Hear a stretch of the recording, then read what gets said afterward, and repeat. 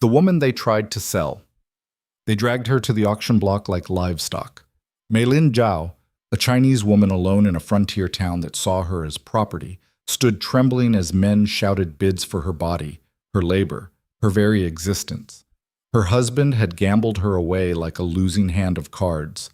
The brothel owner's cruel smile promised a fate worse than death. But when a quiet cowboy stepped forward with a bid that silenced the crowd, everything changed. What happened next would shake the foundations of Sheridan, Wyoming, and prove that even in the cruelest corners of the West, redemption could rise from the dust. If you're watching from anywhere in the world, drop your city in the comments below. I want to see how far Meilin's story travels. And if her courage moves you, hit that like button and stay until the end. You won't believe what happens next. The morning sun burned through the Wyoming dust like judgment itself, casting long shadows across the town square of Sheridan. Meilin Zhao stood beside the weathered auction post, her dark hair pulled tight against her skull, her hands bound not with rope, but with something far more binding, the law itself, twisted into chains by men who saw her as less than human. She had stopped crying hours ago. Tears were a luxury she could no longer afford. The crowd gathered slowly, reluctantly, like mourners at a funeral no one wanted to attend. Shopkeepers abandoned their counters. Ranch hands tied their horses to hitching posts with unnecessary care, buying time before they had to witness what was about to unfold. Women pulled their shawls tighter and whispered behind gloved hands, their eyes cutting toward Meilin with a mixture of pity and something darker. Relief that it wasn't them standing in the dust. Sheriff Tom Brennan stood to one side, his weathered face carved into careful neutrality. He held a piece of paper in his sun-spotted hands, and Meilin knew every word written there by heart. She had read it a dozen times in the cold cell where they'd kept her the night before, trying to find some loophole, some mistake that would prove it wasn't real. But the document was real, the signature was real, and the debt it represented, $3,000, an impossible sum, was devastatingly, brutally real. Folks, Brennan's voice carried across the square, rough as gravel. I don't like this any more than you do, but the law's the law, and Frank Zhao signed this agreement before he ran. His property reverts to Marcus Thornton to settle the debt, all of it. Meilin's stomach turned at the name. Marcus Thornton, owner of the Golden Swan Saloon, the largest gambling den between Cheyenne and Billings. The man her husband had lost everything to across a card table soaked in whiskey and desperation. That includes, Brennan continued, and Meilin heard him falter, saw him look away. His wife. A collective intake of breath rippled through the crowd. A few men shifted their weight. One woman made a small sound of protest, quickly silenced by her husband's hand on her arm. Thornton stepped forward from the shade of the general store's awning. He was a big man, well-fed where others were lean, dressed in a suit too fine for Sheridan's dusty streets. His smile was all teeth and no warmth. Now, Sheriff, let's be clear about something. Thornton's voice was smooth as oil on water. I'm a businessman, not a slaver. I have no interest in owning Mrs. Zhao. His eyes swept over her like she was cattle at market. But the debt must be satisfied, so I'm offering her the opportunity to work it off. Work it off how? The question came from somewhere in the crowd, a young ranch hand Meilin didn't recognize, his face still soft with youth. Thornton's smile widened. Why, at the Golden Swan, of course.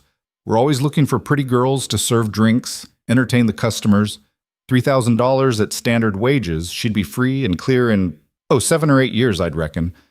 The meaning behind his words hung in the air like smoke. Standard wages, serving drinks. Everyone knew what happened to women who worked at the Golden Swan, what Thornton expected from the girls who lived in the rooms above the saloon. Meilin felt the eyes on her, assessing, calculating, some filled with disgust at Thornton, others with disgust at her, as if her husband's sins had somehow stained her skin. She lifted her chin anyway, refusing to bow her head. If this was to be her fate, she would face it standing straight.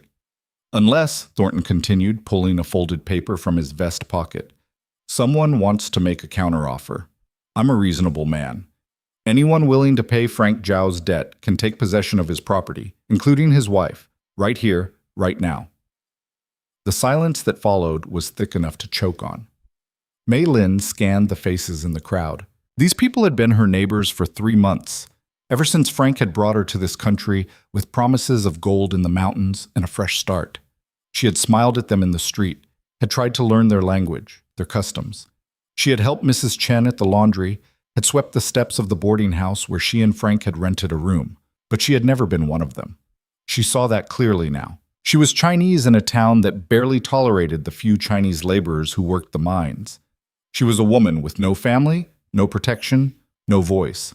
And worst of all, she was the wife of a coward who had run rather than face what he'd done. $3,000, Thornton repeated, his voice taking on the practiced rhythm of an auctioneer. Going once for $3,000 and clear title to 40 acres of land north of Powder River. That's prime grazing land, folks, worth twice what I'm asking. The land meant nothing to Mei Lin. It had always been a fantasy, Frank's dream of becoming a rancher, of proving himself in this new country. They had never even seen the property, had only a surveyor's map and a deed tucked in Frank's belongings, which Thornton had also claimed. Going twice for $3,000. Mei Lin closed her eyes. In her mind, she saw her mother's face. Not as it had been in those final days, wasted by illness, but as it had been when Mei Lin was young, strong and certain, grinding herbs with hands that never trembled. Her mother had taught her to read and write when other girls were learning only to serve tea and lower their eyes. She had filled Mei Lin's head with poetry and medicine, with the belief that a woman could be more than property.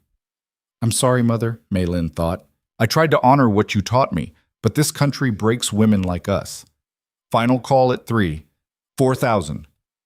The voice cut through the square like a knife through silk, low and calm, with a prairie drawl that softened the hard consonants. Every head turned toward the sound. A man stepped forward from the crowd's edge, where he'd been leaning against a hitching post with the stillness of someone who knew how to wait. Mei Lin had noticed him earlier. It was impossible not to notice him. He stood taller than most men in Sheridan, with shoulders that spoke of years working cattle and horses. His face was weathered by sun and wind, carved into angles that suggested Apache or Cherokee blood mixed somewhere in his line. Dark hair brushed his collar beneath a dusty black hat, and his eyes, when they finally met Mei Lin's, were the color of storm clouds over the mountains. But it was the way he moved that caught her attention, quiet, deliberate, like a man who never wasted energy on unnecessary motion. Cole Maddox, Thornton's voice had lost its smooth edge. Didn't expect to see you in town. Didn't expect to be here. Cole's gaze never left Thornton's face. 4,000, cash. A murmur rippled through the crowd. $4,000 was more money than most people in Sheridan saw in 5 years. It was the kind of sum that bought herds of cattle, that built ranch houses, that set a man up for life. Thornton's jaw tightened. That's a lot of money for 40 acres and a woman you don't even know. The land's worth it. Cole's tone was flat, offering no explanation, no justification. You accepting my bid or not? For a long moment, Thornton stared at Cole with something dangerous flickering in his eyes. Mei Lin had heard the name Cole Maddox before. Frank had mentioned it once in passing. Something about a ranch up near the Montana border. A man who kept to himself, who had a reputation for being fair, but hard as granite when crossed.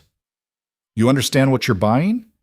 Thornton's voice dropped low, meant for Cole alone, but in the silence of the square, everyone heard. She's Chinese, can barely speak English, probably can't even cook a decent meal, and who knows what kind of woman marries a gambler and a coward. Mei Lin felt the words like physical blows. She wanted to shout that she could speak English. Not perfectly, but enough. That she could cook and clean and do a dozen other things. That she had married Frank because he had seemed kind. Because he had promised her a chance at a life better than the one she'd left behind in San Francisco's cramped boarding houses. But she stayed silent. Her voice meant nothing here. Cole, however, stepped closer to Thornton, not threatening exactly, but something in his posture shifted. The air between them crackled. I understand I'm buying land, Cole said quietly. As for Mrs. Zhao, I'm not buying anything. I'm settling a debt her husband left behind. What happens after that is between her and me, and none of your damn business. Thornton's face flushed red. For a moment, Mei Lin thought he might refuse the bid out of sheer spite, but greed won out over pride. $4,000 was $4,000. Fine. Thornton spat the word. Sheriff, make it legal. The next few minutes blurred together. Brennan produced papers that Cole signed with quick, efficient strokes. Money changed hands, actual bills, counted out carefully while the crowd watched in silence. Mei Lin stood frozen through it all, unable to process what was happening.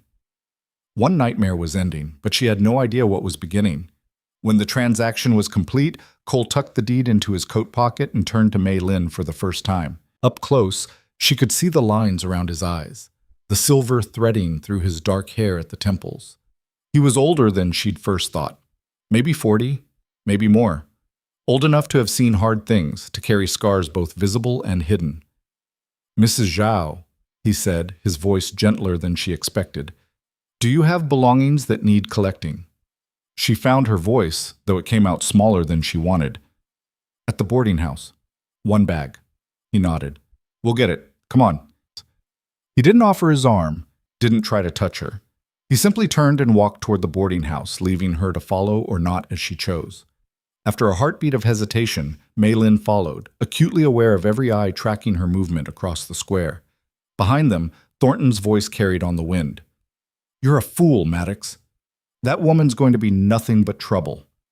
Cole didn't turn around, didn't acknowledge the words at all. But Mei Lin saw his shoulders tighten slightly, saw his hands curl into loose fists at his sides before deliberately relaxing. The boarding house was quiet when they arrived. Mrs. Patterson, the owner, watched from the parlor window as Mei Lin climbed the narrow stairs to the room she had shared with Frank.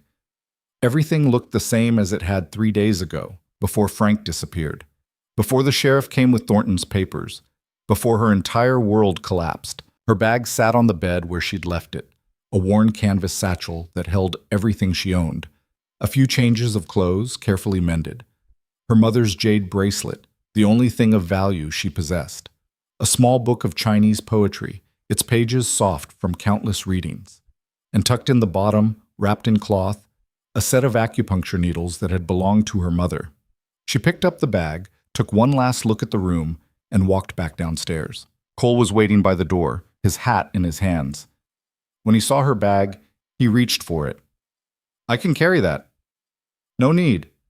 Mei Lin held the bag closer. It wasn't heavy, and it was hers. She needed to hold on to something that belonged to her alone. He studied her for a moment, then nodded.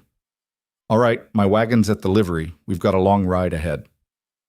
They walked through town in silence. Mei Lin felt the stares, heard the whispers. She kept her eyes straight ahead, following Cole's steady pace. At the livery, a covered wagon waited, hitched to 2 sturdy horses.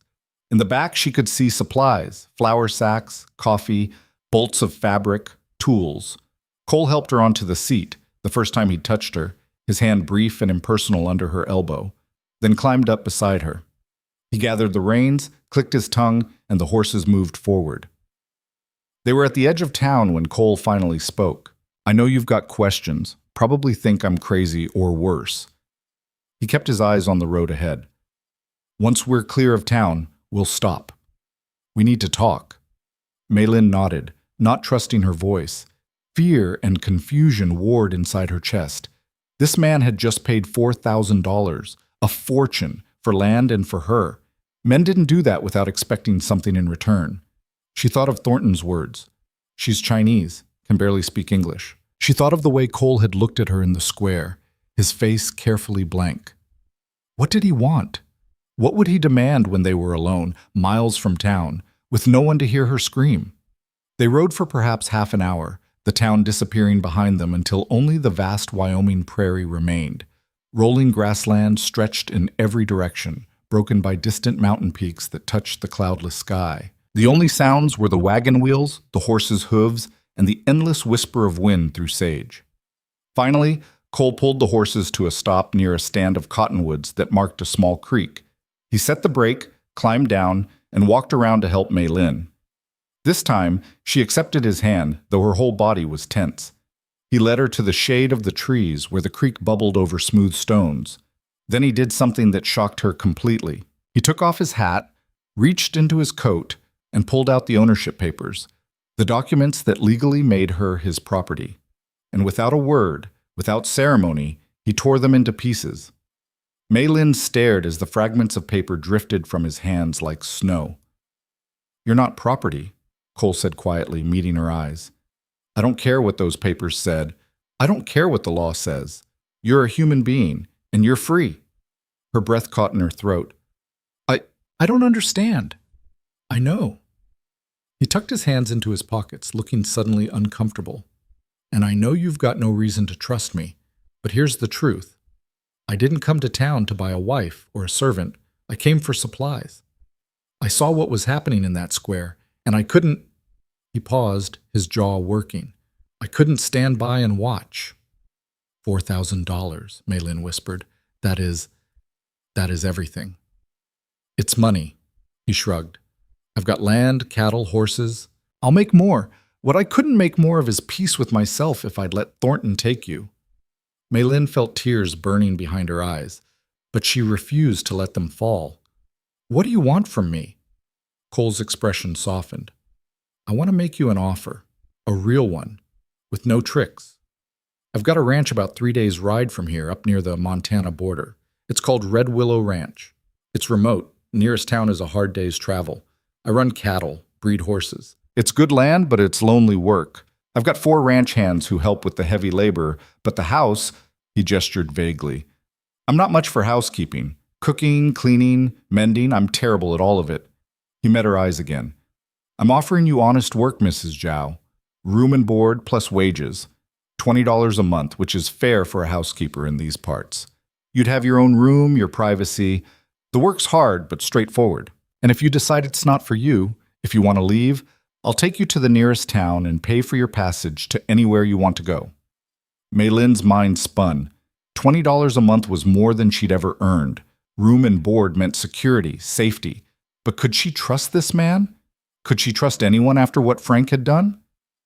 Why? She asked. Why help me? Cole was quiet for a long moment, his gaze distant. I had a sister once, May. She was smart, funny, full of life. When she was 17, she fell in love with a man my parents approved of. Seemed like a good match. They married, moved to Denver. His voice roughened. 2 years later, I got word she died. Fell down the stairs, they said. But the doctor who examined her told my father the truth. Her husband had beaten her so badly, so many times, that when she finally fell, her body just gave up.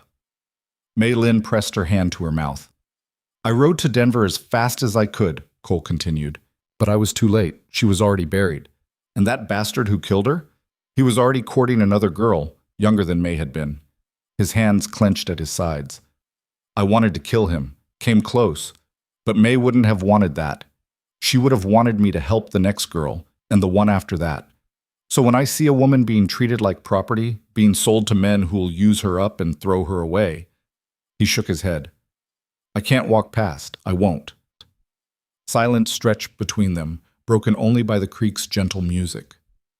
I'm sorry, Mei Lin said softly, for your sister. So am I. Cole cleared his throat, straightening. But that's my burden, not yours. The offer stands, Mrs. Zhao. You can come to Red Willow, work for fair wages, and leave whenever you choose. Or I can take you to the next town, set you up with enough money to start fresh somewhere else. Your choice. No pressure, no strings. Mei Lin looked at the torn papers scattered on the ground. She thought of Thornton's smile, of the Golden Swan Saloon, of the life that had almost been hers. She thought of Frank, who had sold her like livestock. She thought of her mother, who had died believing Mei Lin would find safety in America. And she thought of this strange, quiet man who had paid a fortune to free a woman he didn't know, who spoke of his dead sister with a grief so raw it still bled. I will come, she heard herself say, to Red Willow Ranch. I will work. Cole's shoulders relaxed slightly.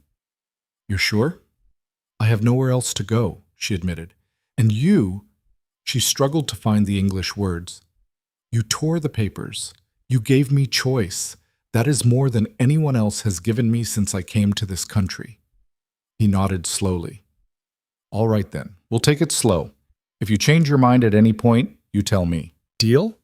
Deal, Mei Lin repeated, tasting the unfamiliar word. Cole walked back to the wagon and returned with a canteen and a small package wrapped in cloth. Figured you might be hungry. It's just bread and cheese, but it's something. They sat by the creek in awkward silence, eating the simple meal. Maylin's mind raced with questions, but she didn't know how to ask them. What was Red Willow Ranch like? What would the other ranch hands think of her? What if she failed at the work, proved to be as useless as Thornton had claimed? You're thinking loud enough to scare the horses, Cole said, a hint of humor in his voice. Despite everything, Maylin felt a small smile tug at her lips. Thinking in English is still difficult. How long have you been in America? 6 months. 4 in San Francisco, 2 traveling with Frank. She paused. He promised me we would have a ranch, that I would have a home. He lied about a lot of things, I'm guessing. Yes. The word came out bitter. In San Francisco, he seemed kind, different from other men. He said he had land, a future. He said... She stopped, not wanting to reveal how desperate she had been, how few options she'd had. You don't have to explain, Cole said quietly. People do what they have to do to survive. No shame in that. They finished eating and packed up the remains. As Cole helped her back onto the wagon, Maylin caught sight of her reflection in the creek's surface. She looked small, fragile, like a woman who could break at the slightest pressure. But she was still standing, still breathing, still fighting. That has to count for something, she thought. They rode through the afternoon, the landscape gradually changing as they headed north. The flat prairie gave way to rolling hills, then to rougher country where pine trees replaced sage, and the air grew cooler. Cole didn't talk much, but when he did, it was to point out landmarks or tell her about the land they were crossing. That peak there with the split top, that's Widow's Point.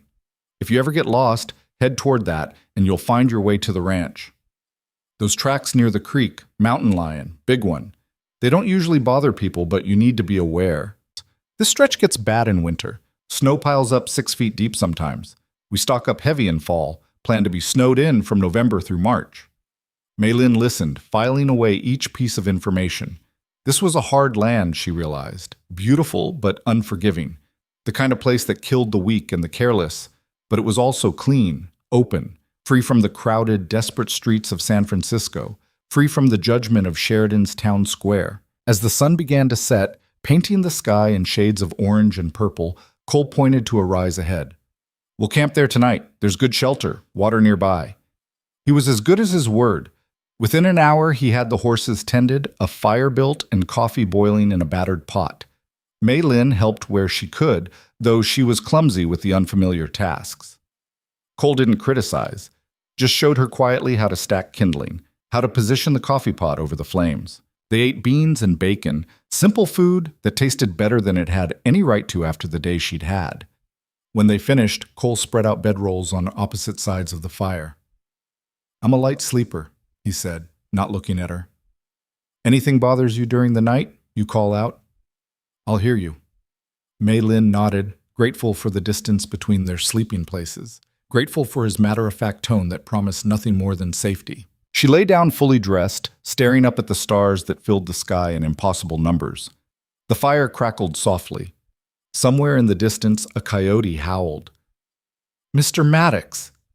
Her voice sounded small in the darkness. Cole. Just Cole. Cole, she repeated. Why did you not ask my name? In town you called me Mrs. Zhao, but you never asked what I'm called. A long pause. Figured you'd tell me when you were ready. Figured you'd had enough of people taking things from you without asking.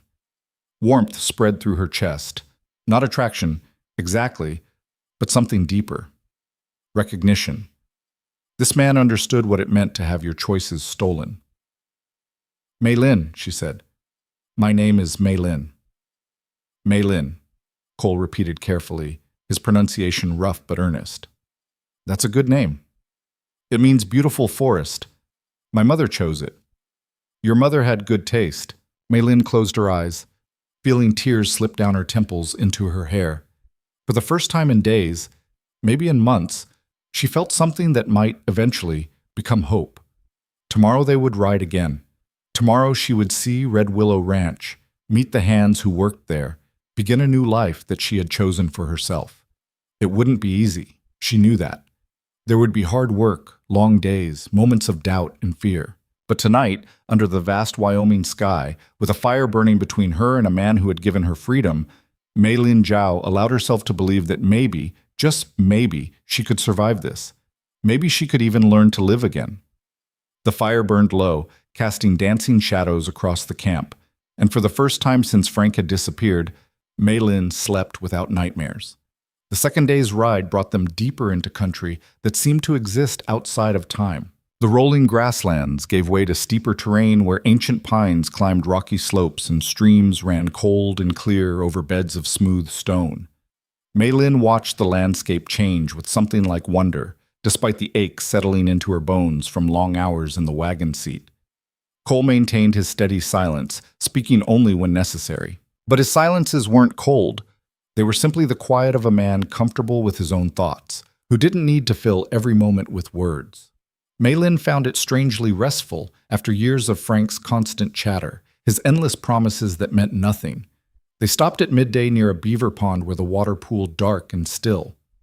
While Cole tended the horses, Meilin walked to the water's edge, drawn by the peaceful sound of birds calling through the willows. Her reflection stared back at her, tired eyes, hair coming loose from its braid, clothes dusty from the road. She looked like what she was, a woman with nowhere to go but forward. "There's good fishing here," Cole said, coming to stand a few feet away. "Brook trout mostly. Sometimes when I'm heading to town, I'll stop here overnight, catch dinner, sleep under the stars." He paused. "It's peaceful." Meilin nodded. "In San Francisco, I never saw places like this. Only buildings and people. Everywhere people." "You miss it?" She considered the question seriously. "I miss speaking my language. I miss food that tastes like home. But the city?" She shook her head. "No. Too many people watching, judging. Here, the mountains do not care what I am." "The mountains don't care what any of us are," Cole agreed. "That's part of why I stay out here. People get smaller the closer you pack them together. Out here, you've got room to be yourself." They ate cold biscuits and jerky, then pushed on. The afternoon stretched long and hot, the sun beating down from a cloudless sky. Meilin's head began to ache, and she was grateful when Cole finally pointed ahead to a line of cottonwoods marking another creek. "We'll make camp early today," he said. "Want to give the horses a good rest before we tackle the pass tomorrow." That evening, as Cole built the fire, Meilin gathered courage to ask the questions that had been building in her mind. "The ranch hands," she began, her English careful. "What will they think of me?" Cole looked up from the kindling he was arranging. "You worried they won't accept you?" "I am Chinese. I am a woman. I am—" She struggled for the right words. "The woman you bought in town square. They will have opinions." "Probably." Cole struck a match, touched it to the dry grass beneath the kindling. "I've got 4 men working Red Willow. Jack Reeves has been with me longest, 10 years. He's older, set in his ways, but he's fair. Won't give you trouble if you don't give him reason." He fed larger sticks into the growing flames. "Then there's Tom and Charlie Brennan, brothers, not related to the sheriff. They're young, early 20s, still figuring out who they are. They'll probably be shy around you at first. Charlie especially. He gets tongue-tied around any woman under 60. Despite her anxiety, Meilin felt a small smile. "And the 4th? Miguel Santos. He's Mexican, been in this country about as long as you have. He knows what it's like to be judged for where you came from." Cole's expression was thoughtful. "Miguel's good people. I think you'll like him." "And if they do not accept me?" Cole's jaw tightened. "Red Willow is my ranch. I make the rules. Anyone who can't treat you with respect can find work elsewhere." He met her eyes. "I mean that, Meilin. You tell me if any of them step out of line and I'll handle it." The certainty in his voice settled something anxious in her chest. She nodded, not trusting herself to speak. That night, lying in her bedroll with the fire casting warm light across the camp, Meilin found herself thinking about the life ahead. For so long she had been swept along by other people's choices, her mother's decision to send her to America, Frank's plans and promises, Thornton's cruel intentions. Even Cole's rescue, generous as it was, had been his decision, not hers. But now, for the first time, She was choosing to work, to stay, to try. It was terrifying and exhilarating in equal measure. "Cole?" she said into the darkness. "Yeah?" "Thank you for asking me, for giving choice." A long pause. "You're welcome, Maylin. Get some sleep. Tomorrow's a hard day." The third day proved him right. The pass Cole had mentioned turned out to be a narrow trail that climbed steep switchbacks into the mountains. The wagon wheels groaned as the horses strained against their harnesses, and Maylin found herself gripping the seat so hard her knuckles went white. "There's a walking path if you'd rather," Cole offered, reading her fear. "Easier on the nerves." Pride made her shake her head. "I am fine." But when a loose stone sent the wagon sliding sideways, her gasp gave her away. Cole pulled the horses to a halt. "It's not weakness to be afraid," he said quietly. "This trail kills people every few years. Fear keeps you sharp, keeps you careful. Walk if you want to. No shame in it." This time, Maylin accepted. She climbed down carefully and followed the wagon on foot, her legs shaking but steady. The trail seemed less terrifying when she was on her own 2 feet, when she could control her own movement. At the top of the pass, Cole stopped to let the horses rest. The view took Maylin's breath away. Behind them, the prairie stretched golden and infinite toward the southern horizon. Ahead, a valley opened up, green and lush, carved by a silver ribbon of river, framed by mountains that touched the clouds. "That's Red Willow Valley," Cole said, pride evident in his voice. "My land starts about 5 miles down, runs north to the Montana line. 12,000 acres, give or take." Maylin stared. She had heard Frank talk about 40 acres like it was a kingdom. This was something beyond her comprehension. How does one man own so much? "Bought it cheap years ago, when nobody wanted land this far from civilization. Added to it over time. It's not easy country. Winters are brutal, and you're too far from markets to make much money on cattle. But it's mine. Nobody tells me what to do here. Nobody judges who I hire or how I run things." He glanced at her. "That includes you. Out here, you're just Maylin, not Chinese, not a bought woman, not anything but who you choose to be." The words wrapped around her heart like a promise. They descended into the valley as the afternoon sun painted everything gold. The river Cole had pointed out grew closer, its sound a constant rush beneath the creak of wagon wheels. And then, rounding a bend where willows hung low over the trail, Maylin saw it. Red Willow Ranch sat in a clearing where the river curved, protected by hills on 3 sides. The main house was built of logs and stone, larger than she'd expected, with a wide porch that wrapped around 2 sides.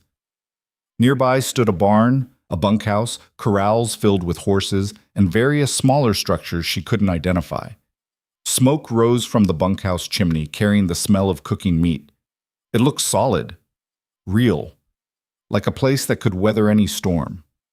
As they pulled into the yard, men emerged from various buildings. Maylin recognized them from Cole's descriptions.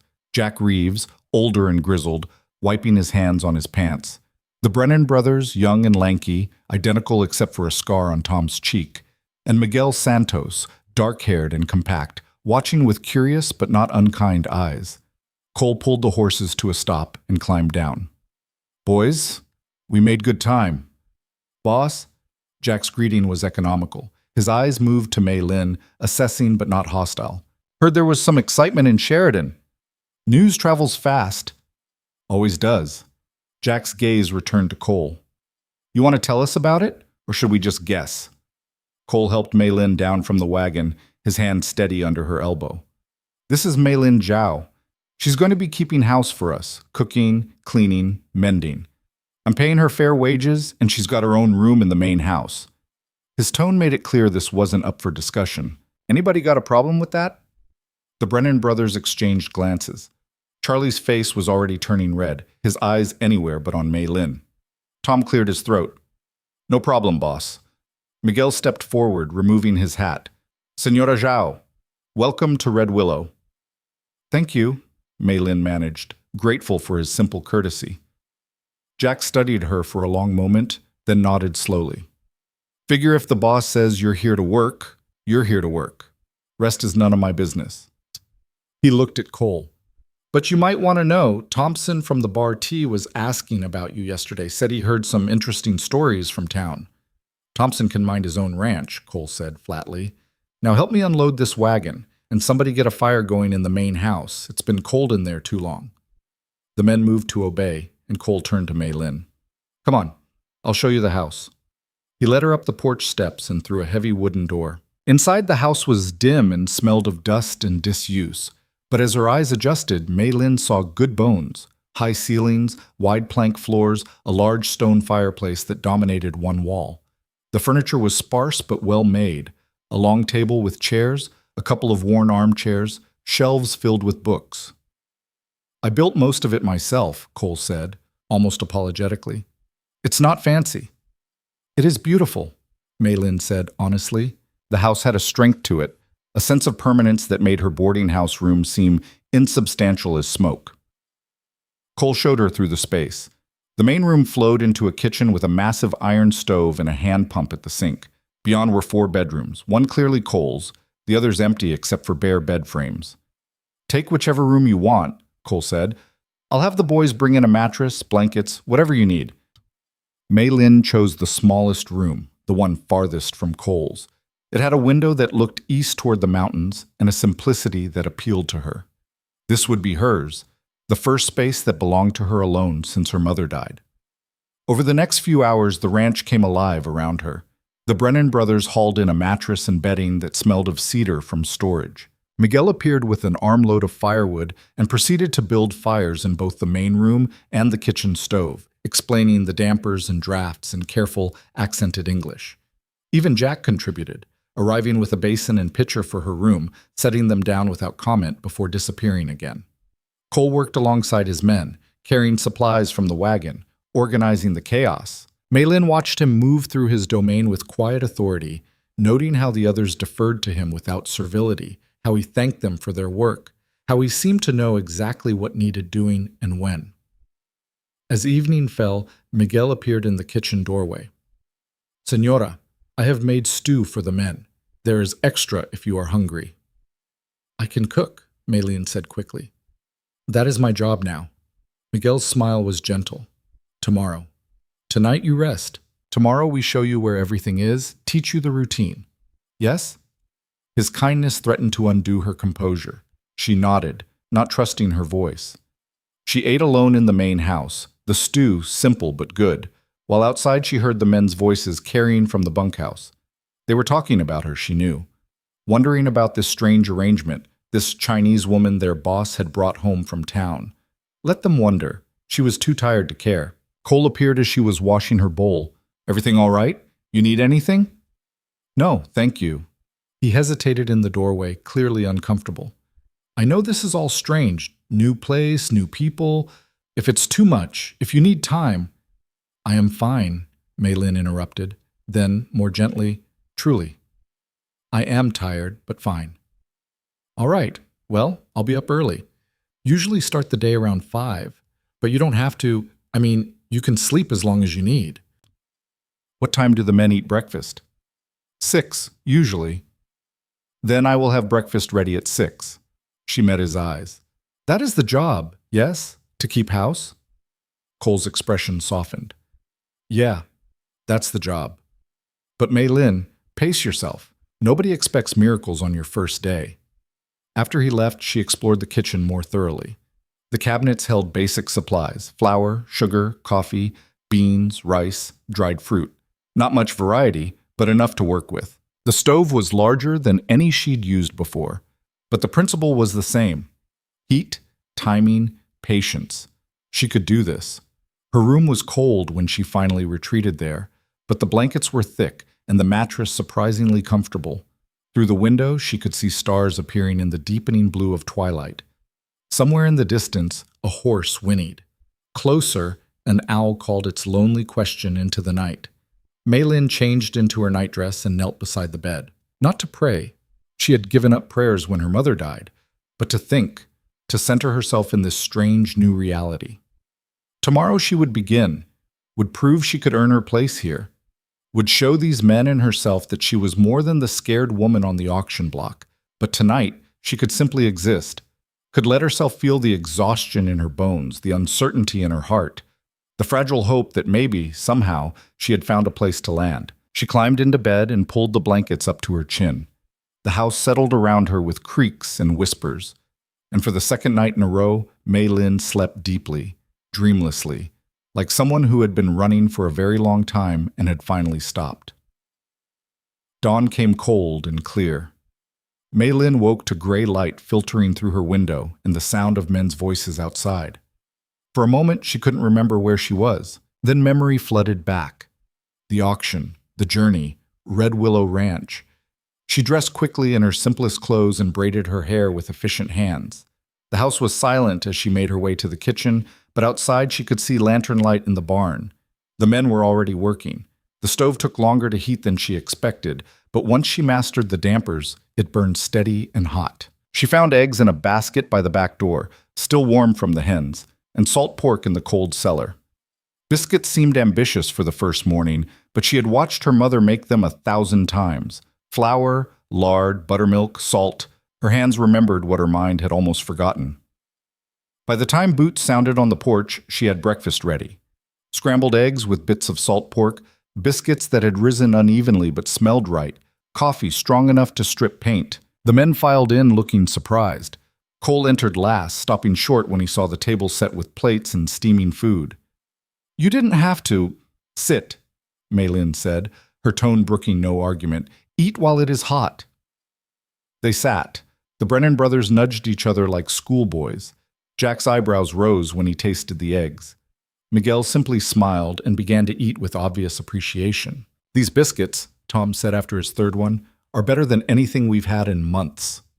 "Years," Charlie corrected, reaching for another. Jack grunted agreement. Even Cole looked impressed, though he tried to hide it. Mei Lin stood by the stove, watching them eat, feeling something loosen in her chest. This she could do. This was a language she spoke fluently, the language of nourishment, of care translated into food. After breakfast, Miguel stayed behind to help her clean while the others headed out to start the day's work. "You did well," he said, washing plates while she dried. "They are not easy men to impress." The biscuits were uneven. They were delicious. He handed her another plate. "Do not worry so much, Senora.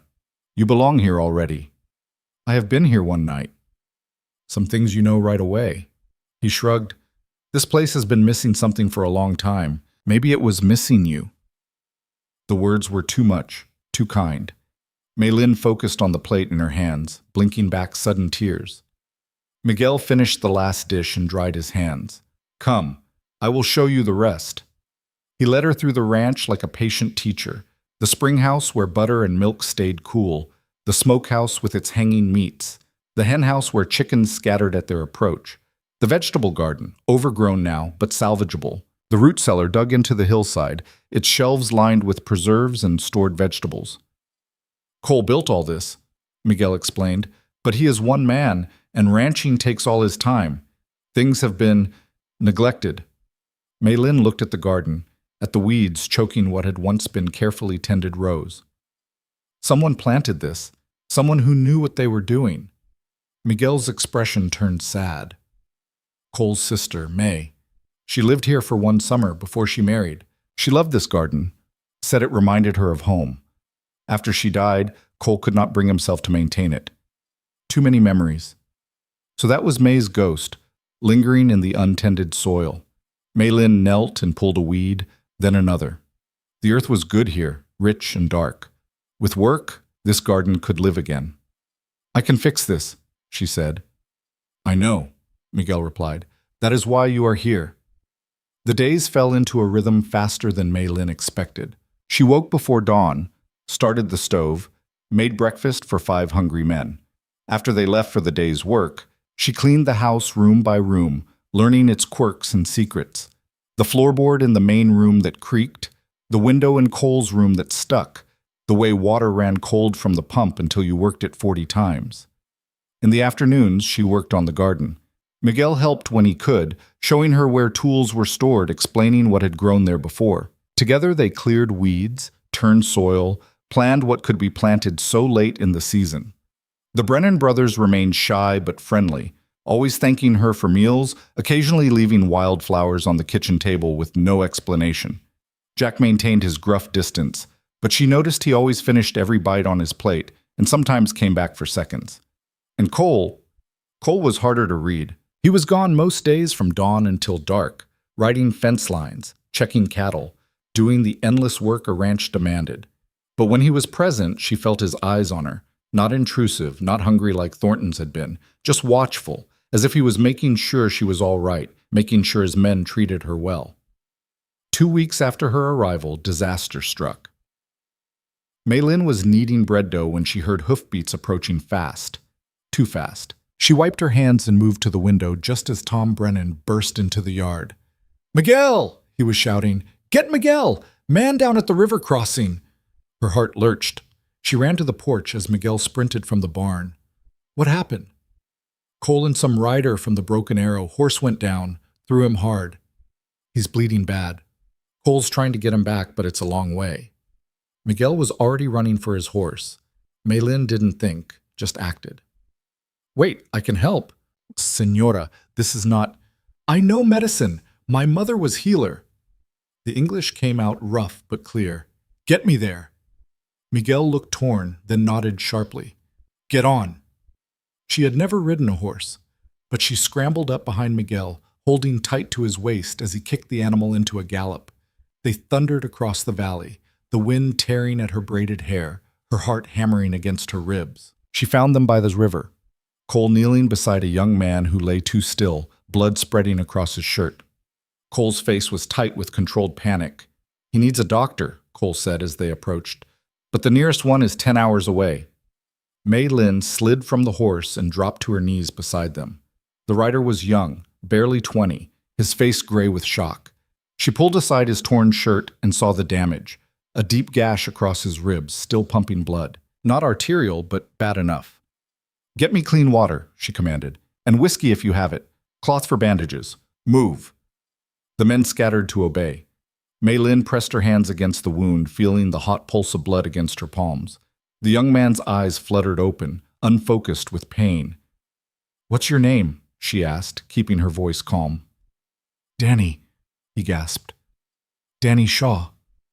Danny, you will be all right, but you must stay still, yes?" He nodded weakly. Miguel returned with canteen water and a bottle of whiskey. Cole appeared with strips of clean cloth torn from someone's spare shirt. Maylin worked with the focused intensity her mother had taught her. Clean the wound, examine for debris, press hard to slow bleeding, irrigate with whiskey. Danny screamed at that, but the scream meant he was still strong enough to fight. Then came the delicate part. She had no needle and thread fine enough for sutures, but she had the knowledge her mother had drilled into her during years of watching, learning, practicing. She folded the wound edges together and bound them tight, creating pressure that would encourage clotting, layer after layer of cloth, each applied with precise pressure. "We need to move him inside," she said. "Carefully, keep the wound elevated above his heart."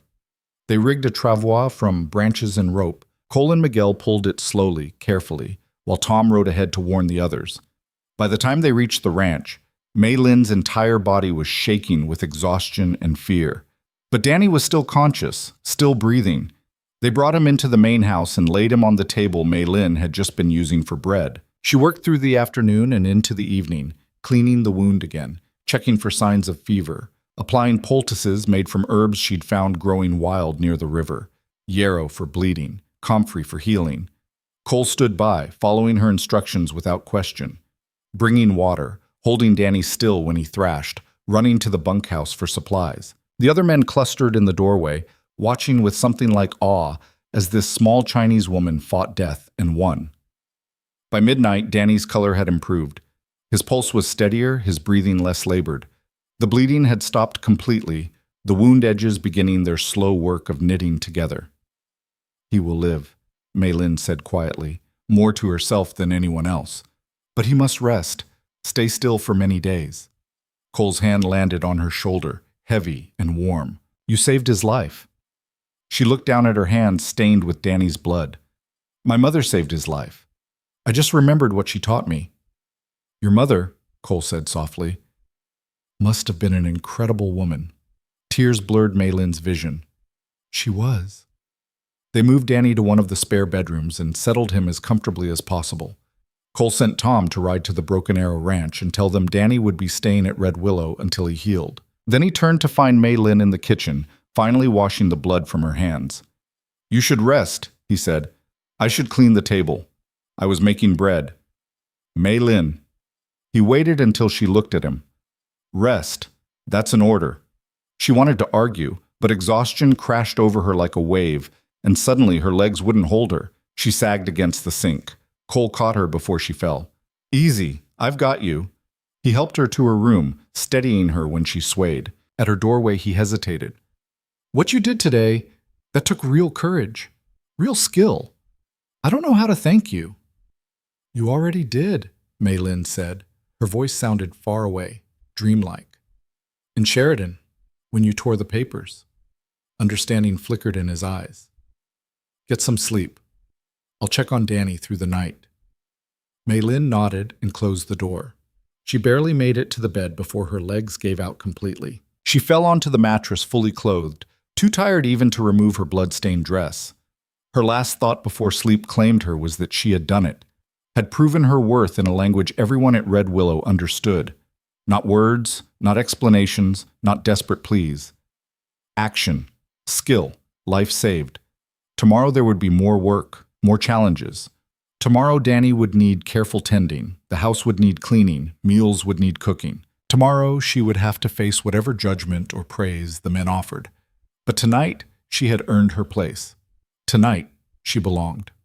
The weeks that followed settled into a rhythm as steady as the turning of seasons. Mei Lin woke each morning before dawn, her small room in the ranch house already touched by the pale light that crept through the single window. She would dress quickly in the simple work clothes Cole had bought for her in a town they'd passed through. Sturdy cotton dresses in dark colors that wouldn't show dirt, an apron with deep pockets, boots that actually fit her feet. The kitchen became her domain.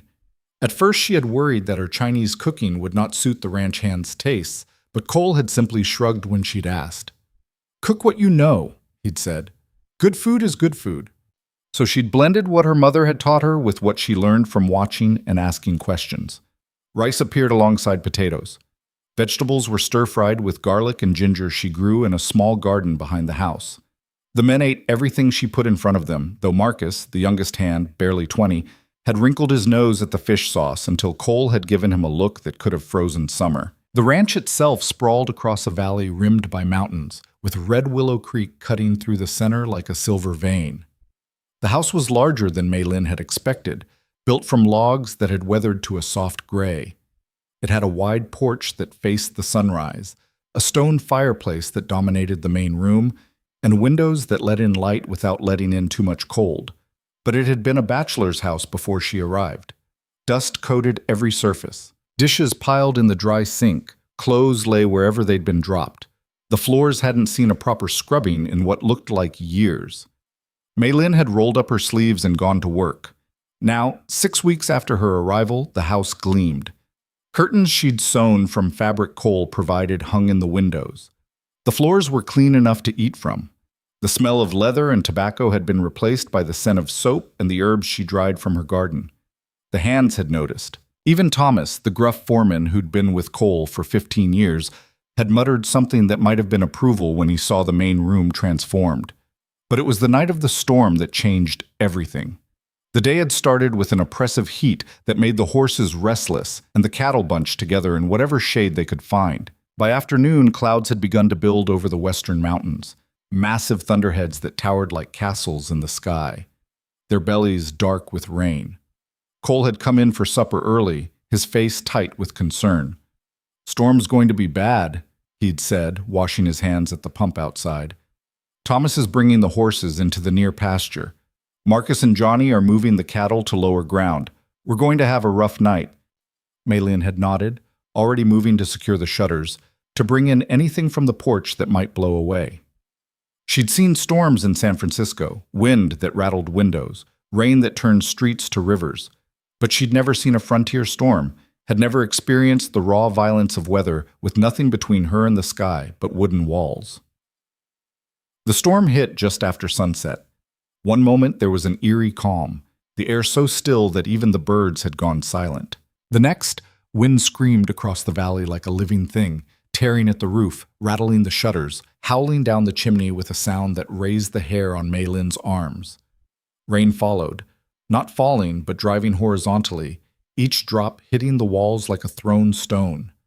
Thunder cracked so close and so loud that Mei Lin felt it in her chest, and lightning turned the world outside the windows into a stark landscape of white and shadow. Cole moved through the house, checking windows, reinforcing the door, his movements calm but quick.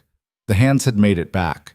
She could hear them in the bunkhouse, their voices carrying faintly through the storm's roar. "You all right?" Cole had to raise his voice to be heard. Mei Lin nodded, though her hands shook as she lit more lamps against the darkness. In truth, she was terrified. The storm felt personal somehow, like nature itself was trying to tear down the fragile safety she'd found. They were in the kitchen when they heard the pounding at the door. Cole moved fast, yanking the door open against the wind's pressure. Thomas stood there, rain streaming off his hat, supporting another man who sagged against him. "Ryder came in from the Peterson ranch," Thomas shouted over the storm. "Horse threw him in a gully. He's hurt bad." Cole grabbed the man's other arm, and together they half-carried, half-dragged him inside. Mei Lin got her first clear look at him as they lowered him onto the long table she'd just cleared from supper. He was young, maybe 30, with sandy hair plastered to his skull and a face twisted in pain. Blood soaked through his shirt at the shoulder, and his left leg bent at an angle that made Mei Lin's stomach clench. "Fetch Doc Hartley," Cole said to Thomas. "Can't." Thomas's face was grim. "Creek's already flooded. Nothing's getting across that water tonight, and Doc's on the other side." Cole's jaw tightened. He looked at the injured man, then at Mei Lin, and she saw the helplessness in his eyes.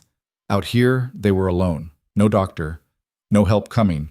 Just them and a man who might die if they did nothing. Mei Lin's mind raced. She thought of her mother, of the countless nights she'd watched her tend to the sick and injured in their small room in Shanghai. She thought of the acupuncture needles wrapped in cloth at the bottom of her trunk, the herbs she'd been too afraid to use since arriving at the ranch. She thought of the fear in the injured man's eyes as he looked up at them. "I can help," she heard herself say. Cole turned to her. "Mei Lin, my mother was a healer." The words came faster now, urgent. "In Shanghai and San Francisco, I watched her. I learned. I am not a doctor, but I know some things. Let me try." For a long moment, Cole studied her face. Then he nodded once, sharp and decisive. "Tell me what you need." The fear that had frozen her moments ago melted into focus. She was no longer the frightened woman who'd stood in Sheridan Square. She was her mother's daughter, and there was work to be done. "Hot water," she said. "Clean cloth for bandages. Whiskey, the strongest you have. And I need my bag from my room, the small one in my trunk." Cole moved immediately, calling orders. Thomas ran for whiskey while Cole set a kettle to boil. Mei Lin hurried to her room, her hands surprisingly steady as she pulled out the bag she'd kept hidden since San Francisco. Inside were her mother's tools, the acupuncture needles in their silk case, packets of dried herbs wrapped in paper, each one labeled in her mother's careful hand, a small knife with a blade worn sharp from years of use. When she returned to the kitchen, the injured man, Peterson, Thomas called him, was trying to sit up, groaning. "Lie still," Mei Lin said, her voice firm. She'd seen her mother use that tone 1,000 times, kind but brooking no argument. "You're hurt. Let me look." She cut away his shirt with scissors, revealing a deep gash across his shoulder where a branch or rock had torn through skin and muscle. The bleeding had slowed but not stopped, and the flesh around the wound was already angry and swollen. "This will hurt," she told him, meeting his eyes. "But I will be as quick as I can." Peterson nodded, his teeth already clenched. Mei Lin cleaned her hands in the hot water, then began to work. She washed the wound carefully, removing dirt and debris while Peterson hissed through his teeth. When it was clean, she threaded a needle, a regular sewing needle, not the fine ones her mother had used for skin, and began to stitch. Her mother's voice echoed in her mind. Small stitches. Even tension. Don't pull too tight or the skin will tear. Around her the storm raged, but Mei Lin barely heard it. Her world had narrowed to the wound beneath her hands, to the precise movement of needle and thread, to the rhythm of her breathing. When the shoulder was done, she turned her attention to the leg. This was worse. The bone wasn't broken. She could tell by the way he could still move his toes, but the knee was badly wrenched, already swelling to twice its normal size. She prepared a poultice from herbs in her bag, ginger for inflammation, turmeric for pain, other ingredients she couldn't name in English but knew by smell and touch. While it steeped in hot water, she carefully manipulated the knee, feeling for the displacement her mother had taught her to recognize. Peterson cried out when she found it, and Cole moved closer, placing a hand on the man's uninjured shoulder. "Easy," Cole said quietly. "She knows what she's doing." Mei Lin hoped that was true. She took a breath, positioned her hands, and pulled with a quick, sharp motion. Something clicked back into place. Peterson shouted, then went limp, panting. But when Mei Lin probed the knee again, it sat correctly, the swelling already seeming less severe. She applied the poultice, wrapped the knee tightly to stabilize it, and finally stepped back. Her hands were shaking now, the adrenaline that had carried her through beginning to fade. "He needs rest," she said, "and someone should watch him through the night. If fever comes, we must treat it quickly." "I'll watch him," Thomas volunteered. "Done it before for injured men." Cole nodded, then turned to Mei Lin. Only then did she see the look on his face, something between awe and respect with an edge of concern. "Are you all right?" he asked quietly. Mei Lin looked down at her hands, stained with blood and herbs, still trembling slightly. "I am all right." But as soon as she said it, her knees went weak. Cole caught her elbow, steadying her. "Come on," he said. "You've done enough. Let's get you cleaned up." He led her to the kitchen, where he poured water into the basin and handed her soap. Mei Lin washed her hands slowly, watching Peterson's blood swirl pink in the water. Behind her, she could hear Cole and Thomas moving Peterson to a cot they'd set up near the fireplace, could hear the injured man's breathing, deep and steady now that the worst of the pain had passed. "Where'd you learn all that?" Cole's voice came from behind her. Mei Lin dried her hands on a towel, gathering her thoughts. "My mother. She was a healer in Shanghai, very skilled. People came from far away to see her." "Why didn't you say something before?" "Because—" Mei Lin turned to face him. "In San Francisco, I tried to help at a clinic, but when they saw I was Chinese, they said I was not qualified. They said my mother's medicine was superstition, that I would hurt people." Her voice hardened. "So I stopped trying. I thought in America no one would want help from someone like me." Cole's expression darkened. "That's ignorant nonsense, what you just did. Peterson would have lost that arm to infection without proper stitching. And that knee trick? I've seen cowboys with less sense try to force a joint and make things worse. You knew exactly what you were doing." "My mother taught me well." "She did." Cole glanced toward Peterson, who was resting quietly now, his color better than it had been. "You saved his life tonight, Mei Lin. You know that, right?" Mei Lin looked at the man on the cot, at the careful stitching holding his shoulder together, at the poultice already working to reduce the swelling in his knee. She thought of her mother's hands, sure and steady even in her final illness. She thought of all the knowledge that had died with her mother, all the healing that would never happen because people had decided Chinese medicine wasn't real medicine. "I did what needed to be done," she said simply. The storm continued through the night, but inside the ranch house there was a different kind of energy. Thomas sat with Peterson, changing the poultice when Mei Lin showed him how. Cole checked the windows and doors, making sure the house stayed secure. And Mei Lin moved between the kitchen and the main room, brewing tea from her herbs, checking Peterson's stitches, monitoring for any sign of fever. Somewhere around midnight, Cole brought her a cup of coffee and sat down at the kitchen table. "You should rest," he said. "So should you." "I'm used to long nights." He took a sip of coffee, studying her over the rim of the cup. "You surprised me tonight." "Surprised myself," Mei Lin admitted. She wrapped her hands around her own cup, grateful for the warmth. "When I saw him bleeding, I was so afraid. But then I heard my mother's voice in my head telling me what to do." "You miss her?" "Every day." Mei Lin's throat tightened. "She died 2 years ago in San Francisco. The same illness that killed so many in Chinatown that winter. I tried everything I knew, but nothing worked." "I'm sorry." They sat in silence for a while, listening to the storm's fury. Finally, Cole spoke again. "The hands have been talking. About you." Mei Lin's stomach clenched. "What do they say?" "They say the house has never been cleaner. that the food's better than anything they've had in years, that you work harder than any housekeeper they've seen. He paused. Marcus said yesterday that he'd fight any man who spoke ill of you. Maylin felt warmth spread through her chest. Marcus is a good boy. He is. They all are, under the rough edges. Cole set down his cup. What I'm trying to say is, you've earned their respect, and after tonight, they're going to see you differently. Not as the woman from the auction, as Maylin, as someone who belongs here. Do I? The question escaped before she could stop it. Belong here? Cole met her eyes directly. That's up to you. But from where I'm sitting, Red Willow's a better place with you in it. Before Maylin could respond, Thomas called from the main room. Cole! He's waking up! They hurried over to find Peterson's eyes fluttering open, his gaze unfocused and confused. Easy, Maylin said, kneeling beside the cot. You are at Red Willow Ranch. You were hurt in the storm. Do you remember? Peterson's brow furrowed, then cleared. Horse threw me. Gully was slick. I hit something. He tried to move his shoulder and winced. Damn, that hurts. You have stitches, Maylin explained, and your knee was injured.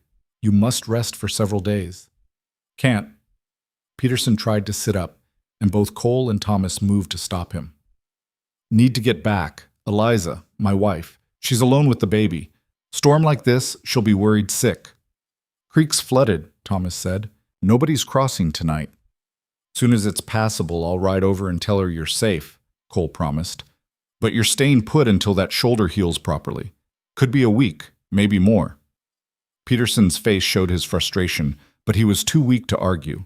Maylin brought him water mixed with willow bark for the pain, and within minutes he'd drifted back to sleep. The storm finally broke near dawn. The wind died to a whisper. The rain slowed to a drizzle, and pale light began to seep through the shutters. Maylin had dozed in a chair by the fire, jerking awake every time Peterson stirred, but now exhaustion pulled at her like a weight. Go sleep, Cole said quietly. I'll watch him. Maylin wanted to argue, but her body betrayed her with a yawn. Wake me if the fever comes. I will, I promise. She made her way to her small room and collapsed onto the bed without even removing her boots. Sleep took her instantly, deep and dreamless. When she woke, the sun was high and her room was warm with afternoon light. She sat up, disoriented, then remembered everything in a rush. Peterson, the storm, the desperate hours of tending his wounds while thunder shook the house. She washed quickly and changed into a clean dress, then hurried to the main room. Peterson was awake, propped up on pillows, talking quietly with Cole. His color was good, and when he saw Maylin, he smiled. Ma'am, he said, Thomas told me what you did. I owe you my life. Maylin felt heat rise to her cheeks. You owe me nothing. I did what anyone would do. Not anyone could have done it, Peterson said. Thomas says you sewed me up better than any doc he's seen. And this knee, he gestured to his wrapped leg, it feels near normal already. Whatever you put in that poultice, it's working miracles. Not miracles, just medicine. Cole stood. I'm heading over to the Peterson ranch to let Eliza know her husband's all right. You need anything before I go? Maylin shook her head. I will make broth for Mr. Peterson and change his bandages. After Cole left, Maylin set about her work. She made rich bone broth with ginger and herbs, spooning it carefully into Peterson's mouth when his shoulder made it too painful to hold the bowl himself. She checked his stitches. No sign of infection, the edges already beginning to knit. She changed the poultice on his knee, noting with satisfaction that the swelling had gone down significantly. My wife's going to want to meet you, Peterson said as Maylin worked. She's been wanting a woman to talk to out here. Gets lonely, being so isolated. I would like that, Maylin said honestly. In the week since arriving at Red Willow, she'd spoken to no one but Cole and the ranch hands. The thought of another woman, perhaps even a friend, sent a flutter of hope through her chest. The days that followed fell into a new pattern. Maylin tended to Peterson, who proved to be a patient invalid despite his obvious frustration at being confined to bed. She continued her household duties, though Cole insisted she not overwork herself. And slowly, the ranch hands began to treat her differently. Where before they'd been polite but distant, now they sought her out. Marcus asked if she could look at a burn on his hand from a branding iron. Johnny wanted to know if she had anything for his aching back. Even Thomas, gruff Thomas, asked quietly if she might have something for the cough that plagued him every autumn. Maylin treated them all, drawing on her mother's knowledge, mixing herbs and poultices, offering what comfort she could. With each person she helped, she felt something inside her unfurl, a part of herself she'd thought lost forever in Sheridan's town square.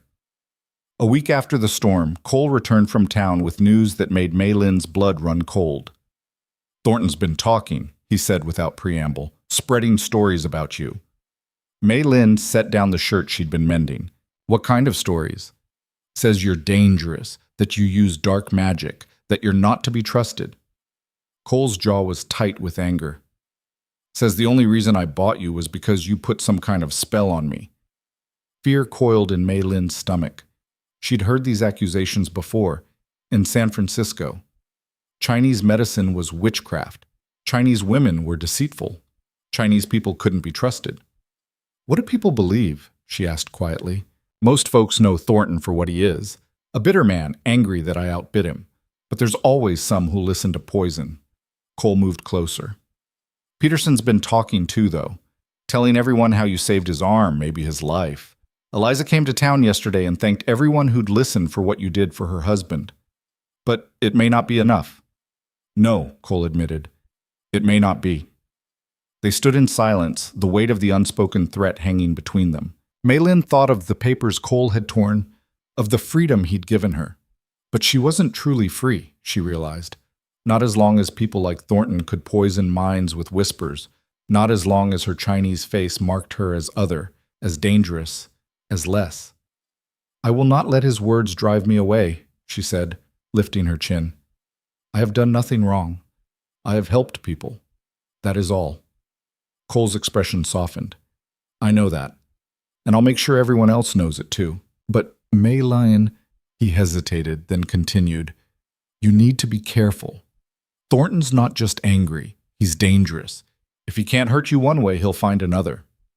"Then I will be careful," Maylin said, "but I will not hide." The conversation was interrupted by Peterson calling from the main room. Maylin went to check on him, pushing Thornton's threats to the back of her mind. There would be time to worry later. Right now, there was the man who needed tending, and that was something she knew how to do. That evening, as she prepared supper, she heard horses approaching. Through the window, she saw a woman dismounting, young, blonde, dressed in a traveling suit that must have cost more than Maylin earned in a year. Cole went out to meet her, and Maylin watched as the woman threw her arms around his neck. He stiffened, then carefully disentangled himself, his face unreadable. They spoke for a few minutes, too quietly for Maylin to hear. Then Cole led the woman toward the house. "Maylin," he said as they entered, his voice carefully neutral. "This is Victoria Ashford. Victoria, this is Maylin Zhao, my housekeeper."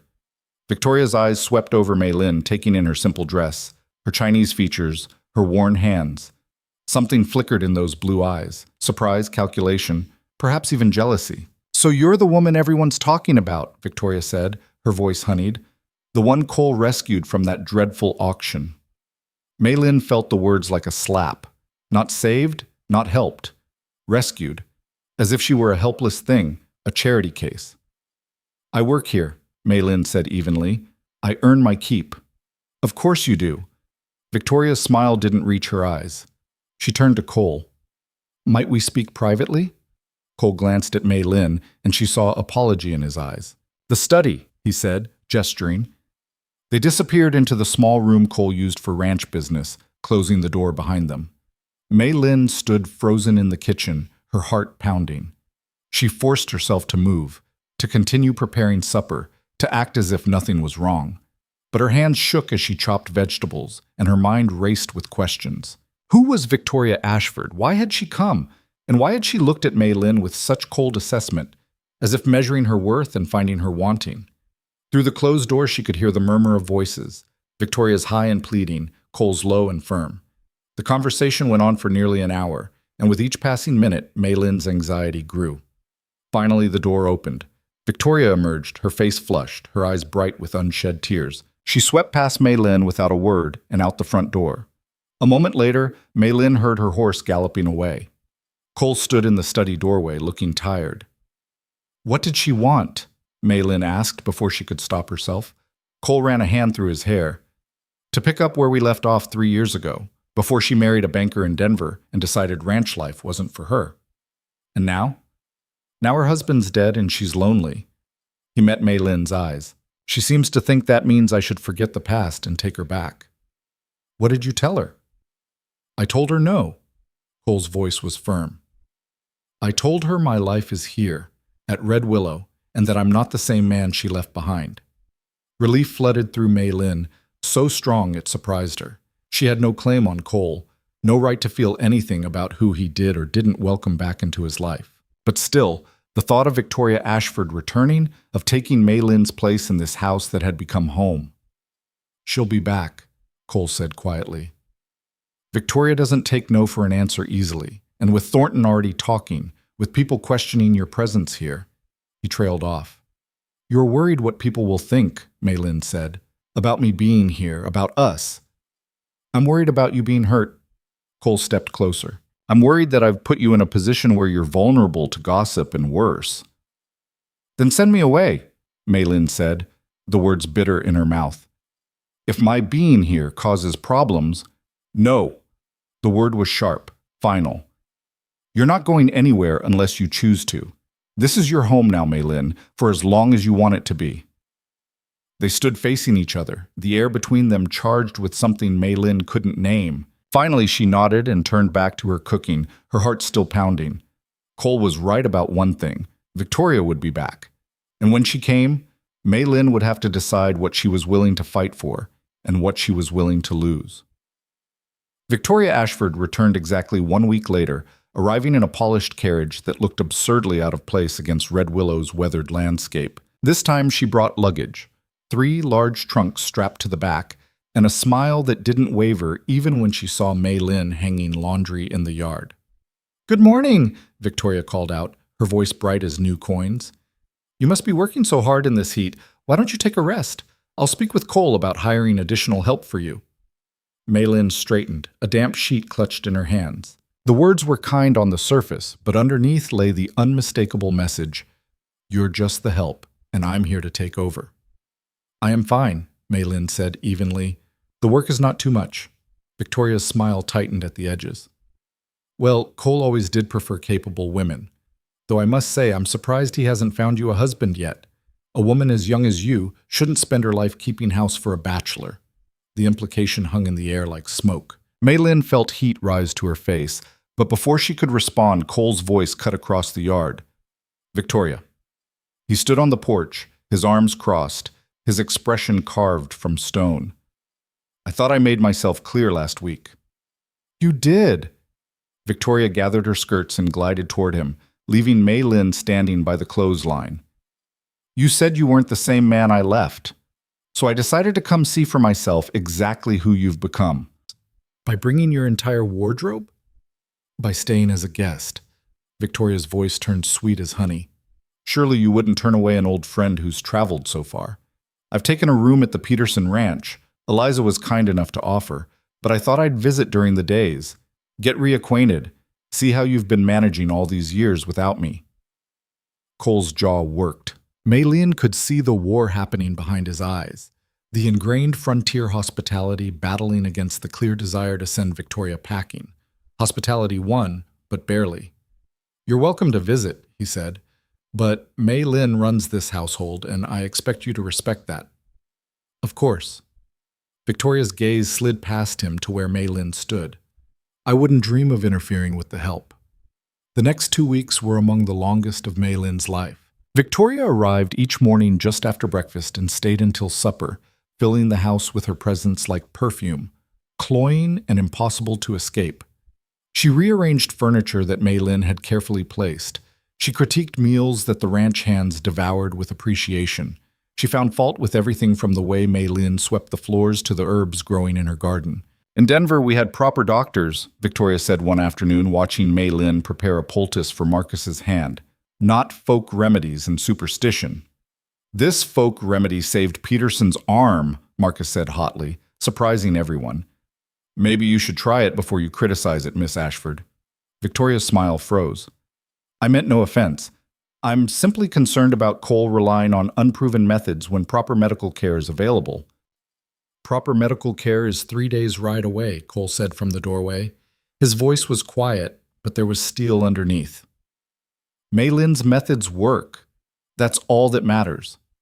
But it wasn't all that mattered, and everyone knew it. Victoria's presence was a constant reminder of everything Mei Lin was not. American-born, fluent in English without an accent connected to the world of money and refinement that seemed so far removed from Red Willow's dusty reality. Worse, Victoria made it clear she intended to reclaim her place in Cole's life. She touched his arm when she spoke to him. She laughed too loudly at his dry observations. She engineered moments alone with him, asking him to show her the ranch, to explain his breeding program, to walk with her in the evening when the heat broke. Cole tolerated it all with the patience of a man waiting out a storm, but Mei Lin saw the toll it took. He grew quieter, more withdrawn. The easy conversations they'd shared over morning coffee stopped. The comfortable rhythm of the household fractured. And Mei Lin felt something shift inside her, something she'd been trying not to acknowledge since the night of the storm. Watching Victoria lay claim to Cole's attention, seeing the way she positioned herself as the natural mistress of Red Willow, Mei Lin realized with startling clarity that she had feelings for Cole that went far beyond gratitude. She tried to bury the realization. It was foolish, impossible. Cole had rescued her from Sheridan's auction out of decency, not desire. He'd given her work and shelter because he was a good man, not because he saw her as anything more than a woman who needed help. The idea that he might feel something for her in return was a fantasy born of loneliness and wishful thinking. But then she'd catch him watching her across the dinner table, his eyes soft with something that looked like tenderness. Or he'd find excuses to be in the kitchen while she cooked, asking questions about her mother's recipes, listening with genuine interest as she explained the properties of different herbs. Or he'd defend her to Victoria with a fierceness that went beyond simple fairness, and Mei Lin's carefully constructed walls would crack a little more. The breaking point came on a sweltering afternoon when Victoria cornered Mei Lin in the kitchen. "You know this can't last," Victoria said without preamble. She stood in the doorway, blocking Mei Lin's exit, her face stripped of its usual false sweetness. "Whatever arrangement you have with Cole, whatever hold you think you have on him, it's temporary." Mei Lin continued kneading bread dough, refusing to look up. "I have no hold on anyone. I work here. That is all." "Please," Victoria's laugh was sharp. "I've seen the way you look at him, like he's some kind of savior. But Cole doesn't need a grateful little pet, and he certainly doesn't need the scandal of keeping a Chinese woman in his house." Mei Lin's hand stilled in the dough. "What are you saying?" "I'm saying that Cole and I have history, real history. We were engaged once, did you know that? Before my father convinced me I could do better than a Wyoming rancher." Victoria's voice softened, turned almost wistful. "I made a mistake. I married for money instead of love, and I've regretted it every day since. But now I have the chance to make things right, to come back to where I belong." "And you think Cole still wants you?" Mei Lin's voice was steadier than she felt. "I know he does. He loved me once. That kind of love doesn't just disappear." Victoria moved closer. "But he's too honorable to send you away, too concerned about your welfare to tell you the truth. So I'm telling you instead, leave. Go somewhere you can make a real life for yourself, not one built on his charity." "This is my real life." Mei Lin finally looked up, meeting Victoria's eyes. "I work hard here. I earn my place. I help people. That matters." "It matters to you, maybe. But what about Cole? Don't you think he deserves a real partner? Someone who can stand beside him in society, who can give him children, who belongs in his world?" Victoria's voice dropped. "You'll always be the foreign woman he took pity on. Always. Is that really what you want?" The words hit like physical blows, each one landing precisely where Mei Lin was most vulnerable. Because Victoria was right about one thing: Mei Lin didn't belong in Cole's world. She was Chinese in a country that barely tolerated her presence. She spoke English with an accent that marked her as other. She knew medicine and herbs and healing, but she didn't know how to navigate the social complexities of Victoria's world, didn't know the unspoken rules that governed white society. But before Mei Lin could respond, Cole's voice cut through the kitchen like a whip crack. "That's enough." Both women turned. Cole stood in the back doorway, his face darker than Mei Lin had ever seen it. How long had he been there? How much had he heard? Victoria, this has gone on long enough. You need to leave. Victoria's composure slipped. Cole, I was just... You were attacking someone under my protection in my own home. Cole stepped into the kitchen, his presence filling the space. I've tried to be patient. I've tried to be courteous for the sake of what we once were. But I won't stand by while you treat Mei Lin like she's less than you. I never said... You didn't have to say it. I heard every word. Cole's voice was cold. You think Mei Lin's here out of charity? You think she doesn't earn her place? She works harder than anyone I've ever employed. She saved Peterson's life when no doctor was available. She's turned this house into a home. And she's done it all while people like you question her right to exist in peace. Victoria's face flushed red. You're defending her over me? After everything we were to each other?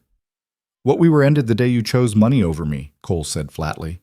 And what we are now is nothing. I've been clear about that from the start. You loved me once. I did. Cole's voice softened slightly.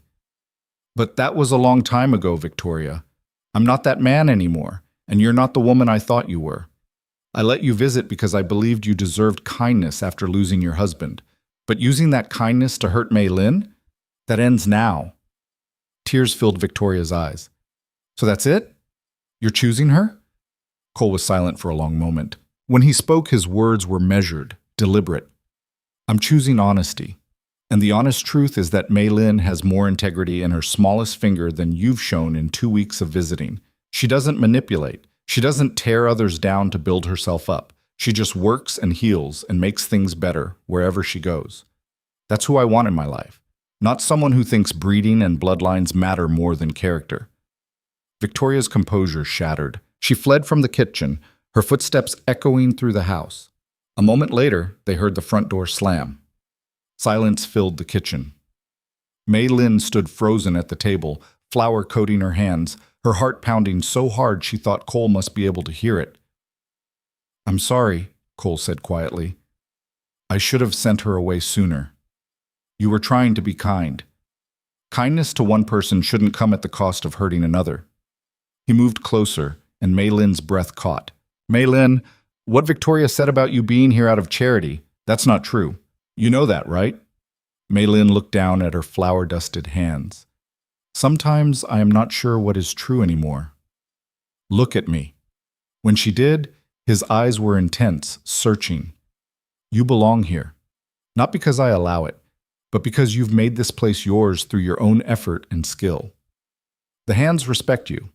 The neighboring ranchers ask after you. Even the people in town who believe Thornton's lies at first have changed their minds after hearing what you did for Peterson. But Victoria is right about one thing, Mei Lin said softly. I am foreign. I will always be foreign, and you? She gestured helplessly. You deserve someone who fits in your world. My world is Red Willow Ranch, Cole said. It's cattle and horses and land that needs working. It's the people who help me work it. And you fit into that world better than Victoria ever could. Better than anyone has in a long time. The air between them felt charged, heavy with unspoken things. Mei Lin wanted to ask what he meant, wanted to know if the feeling growing in her chest had any echo in his. But fear held her back, fear of misunderstanding, fear of hoping for too much. The moment broke when Thomas appeared at the back door, his face grim. Cole, we got a problem. Ryder just came in from town. Says Frank Zhao's being arrested in Cheyenne. The blood drained from Mei Lin's face. Frank, the man who had sold her, the man she'd tried so hard to forget. Arrested for what? Cole asked. Fraud. Apparently he's been running the same scheme in 6 towns, marrying women, taking their money or property, then disappearing. Thomas glanced at Mei Lin. Marshall wants to know if Mrs. Zhao will testify. Mei Lin's hands trembled. The thought of seeing Frank again, of facing the man who had betrayed her so completely, made her stomach turn. But another part of her, the part that had learned strength from her mother, that had survived Sheridan's auction, that had found her place at Red Willow, wanted to look Frank in the eye and show him she had survived his cruelty. I will go, she said. Cole turned to her sharply. You don't have to. The law can handle this without your testimony. No? Mei Lin's voice grew stronger. I want to go. I want to face him. I want him to see that he did not break me. Understanding flickered in Cole's eyes, followed by something that looked like pride. Then we'll go together. Thomas, tell the rider we'll leave for Cheyenne in the morning. That night, Maylin packed her small bag with shaking hands. She tried to imagine what she would say to Frank, how she would feel seeing him in chains. Part of her wanted to scream at him, to make him understand the depth of his betrayal. Part of her wanted to simply walk past him without a word, to show him he no longer had power over her life. A knock at her door interrupted her thoughts. Cole stood in the hallway, his hat in his hands. Can't sleep either? He asked. Maylin shook her head. Too many thoughts. Want some company? We could sit on the porch. Night air might help. They sat in the rocking chairs Cole had built years ago, the darkness broken only by starlight and the glow from the windows. For a while, neither spoke. Then Cole's voice came soft through the dark. I meant what I said earlier, about you belonging here. I know you did. Maylin paused. But I'm afraid, Cole. Afraid of what will happen when we go to Cheyenne. Afraid that seeing Frank will bring back all the fear and shame I felt in Sheridan. You're not the same woman who stood in that square, Cole said. You're stronger now. You've proven that every day. Have I? Maylin's voice broke slightly. Or am I still just the woman who was foolish enough to trust a liar, who let herself be sold like property? Stop. Cole's voice was firm. You didn't let anything happen. Frank lied to you. He manipulated you. That's on him, not you. And what happened in Sheridan, that wasn't your shame to carry. It was theirs. Every person who stood silent and watched. Every person who saw a human being treated like cattle and did nothing. Maylin felt tears slip down her cheeks. You did something. Not soon enough. Not before you had to stand there and face that horror. Cole's voice roughened. I'll regret that for the rest of my life. That I didn't step in sooner. That I let even 1 second pass while you were afraid. You saved me. You saved yourself. Cole turned to face her, by being strong enough to accept help, by choosing to come to Red Willow instead of running, by building a life here through your own effort and skill. I just gave you the chance. You're the one who made something of it. They sat in silence after that, rocking gently in their chairs, while the night sounds of the ranch played around them. Somewhere in the distance, a coyote howled. The horses shifted in their stalls. The wind whispered through the cottonwoods, and slowly, Maylin felt some of her fear ease. Tomorrow they would ride to Cheyenne. Tomorrow she would face the man who had betrayed her. But tonight, she was safe. She was home. And she wasn't alone. The journey to Cheyenne took 4 days of hard riding. Cole had wanted to take the wagon, to make the trip easier for Maylin, but she had insisted on riding. She needed to feel strong, capable. She needed to arrive in Cheyenne on horseback, not hidden in a wagon like someone who needed protecting. They stayed in small towns along the way, Cole always ensuring Maylin had her own room, always respectful of her privacy. But each night at supper, they talked. About the ranch, about Maylin's mother, or about Cole's sister May. About everything except what waited for them in Cheyenne. The city, when they finally reached it, was larger than Sheridan, but smaller than San Francisco. Buildings crowded together, their false fronts painted in garish colors. The streets teemed with people, miners, ranchers, businessmen, women in fine dresses, and women in worn calico. The noise and smell hit Maylin like a physical force after weeks of Red Willow's quiet space. The marshal's office sat on the main street, a sturdy brick building with barred windows. Marshal Davies met them at the door, a graying man with sharp eyes and a firmer handshake. Mrs. Zhao, he said, thank you for coming. I know this isn't easy. Where is he? Maylin's voice was steadier than she felt. Cell block in the back. But before you see him, I need to explain something. Davies gestured to chairs. Frank Zhao, or Frank Chen, or Frank Wong, depending on which town you ask, has been arrested for fraud in at least 7 territories. The pattern's always the same. He marries a woman, usually an immigrant with limited English, convinces her to sign over any property or money, then disappears. You're the 5th wife we've found. There might be more. Maylin felt sick. 5th? That we know of. 2 others testified already. With your testimony, we can put him away for a long time. Davies paused. But I need you to understand something. He's going to try to manipulate you. He's good at it. That's how he's survived this long. I understand, Mei Lin said. I want to see him now. Cole stood. I'm coming with you. Davies led them through a heavy door into a corridor lined with cells. Most were empty, but at the far end a familiar figure sat on a narrow cot. Frank looked smaller than Mei Lin remembered. Thinner. His hair had grown long and greasy, and his clothes were rumpled. But when he saw her, his face lit up with the same charming smile that had first won her trust in San Francisco. Mei Lin! He rushed to the bars. Thank heavens you're here. There's been a terrible mistake. These people, they don't understand. I understand perfectly, Mei Lin said, her voice cold. Frank's smile faltered. Darling, please, listen to me. What happened in Sheridan, I never meant for that. The debt got out of control. I was trying to win it back. I was going to come back for you. Stop lying. Mei Lin stepped closer to the bars, forcing herself to look at him directly. The marshal told me about the other women, about the other towns, about all the times you did exactly what you did to me. They're confused. They are telling the truth. Mei Lin's voice grew stronger. And so am I. I will testify against you, Frank. I will tell the judge and the jury exactly what you did. How you lied to me. How you sold me. How you left me to face Thornton alone. Frank's expression shifted, the charm sliding away to reveal something uglier underneath. You'll testify? You? He laughed, the sound sharp and cruel. Who's going to believe a Chinese woman over me? You can barely speak English. You have no family, no connections, no proof of anything except your word against mine. She has my word too, Cole said quietly from behind Mei Lin. And Peterson's, and the word of every person who witnessed the auction in Sheridan. Frank's eyes flicked to Cole, and recognition dawned. Maddox, you're the fool who paid $4,000 for her. His smile returned, nastier now. Tell me, was she worth it? Did she... Cole moved so fast that even the marshal didn't have time to react. His hand shot through the bars and grabbed Frank's shirt, yanking him forward hard enough that his face slammed against the iron. Finish that sentence, Cole said, his voice deadly quiet. And bars won't be enough to protect you. Cole, Mei Lin's hand on his arm was gentle. Let him go. He is not worth it. For a moment, Cole didn't move. Then he released Frank and stepped back, though his hands remained clenched at his sides. Frank stumbled backward, touching his face where it had hit the bars. You'll both regret this.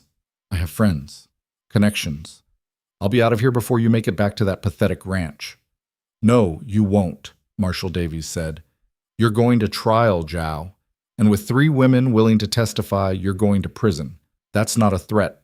It's a fact. Mei Lin looked at Frank one last time, this man who had promised her a future and delivered only betrayal. And she felt something inside her break free. Not her heart. That had broken in Sheridan and healed at Red Willow. What broke now were the last chains he'd wrapped around her spirit, the last threads of shame and self-doubt that his actions had woven into her sense of self. You thought you broke me, she said softly. You thought selling me would be the end of my story. But you were wrong. I survived you. I built a new life. I found people who see my worth. And I will stand in that courtroom and tell the truth about what you are. Not because I need revenge, but because the world deserves to know that you are a liar and a coward, and that I am neither of those things. She turned and walked away without looking back. Behind her, she heard Frank calling out, his voice desperate now, all pretense of charm stripped away. But his words couldn't touch her anymore. They were just noise, empty and meaningless. Outside in the harsh afternoon sun, Mei Lin drew a deep breath. Her whole body trembled, but it wasn't fear. It was release. Cole stood beside her, not touching, just present. You all right? I am better than all right, Mei Lin said, and she meant it. I thought seeing him would make me feel small again, powerless. But instead I just feel free. That's because you are free, Cole said. He has no hold on you anymore. He never really did. You just didn't know it yet. Key? Marshal Davies emerged from the building. The trial's in 2 weeks. I'll need you to stay in Cheyenne until then, or at least be available to return. Mei Lin nodded. I will be here. There's a decent boarding house 2 streets over. Widow Morrison runs it. Clean rooms, good food, and she doesn't tolerate troublemakers. Davies tipped his hat. I'll send word when we need you. They found the boarding house exactly where Davies said it would be, Mrs. Morrison was a stout woman in her 60s with kind eyes and work-roughened hands. She showed Mei Lin to a small but clean room, asked no prying questions, and promised chicken and dumplings for supper.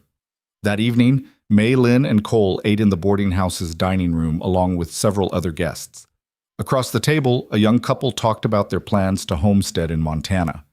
An older man read a newspaper, occasionally muttering about railroad prices. Everything felt normal, ordinary, safe. After supper, Cole walked Mei Lin to her room. I'll be at the hotel down the street, he said. You need anything, you send word. Cole. Mei Lin caught his arm before he could leave. Thank you for coming with me, for standing beside me in there, for... She struggled to find the words in English. For everything. His hand covered hers where it rested on his arm. You don't have to thank me for doing what's right. Yes, I do, because many people would not do what is right, but you always do, even when it costs you. They stood in the hallway, hands touching, eyes locked. Mei Lin felt her heart hammering against her ribs. She wanted to say more, wanted to tell him that somewhere between Sheridan's auction and this moment in Cheyenne, she had fallen in love with him. That his quiet strength and steady kindness had healed something in her she hadn't known was broken. That when she thought of the future, she couldn't imagine it without him in it. But fear held her back. Fear that she was reading too much into his kindness. Fear that what felt like love to her was only gratitude. Fear that a man like Cole, good, honorable, American, couldn't truly want a woman like her. So instead, she just squeezed his arm gently and stepped back. Good night, Cole. Good night, Mei Lin. She watched him walk down the hallway, his boots loud on the wooden floor, and wondered if he felt the same aching awareness that thrummed through her veins. The 2 weeks before the trial passed in a strange suspension.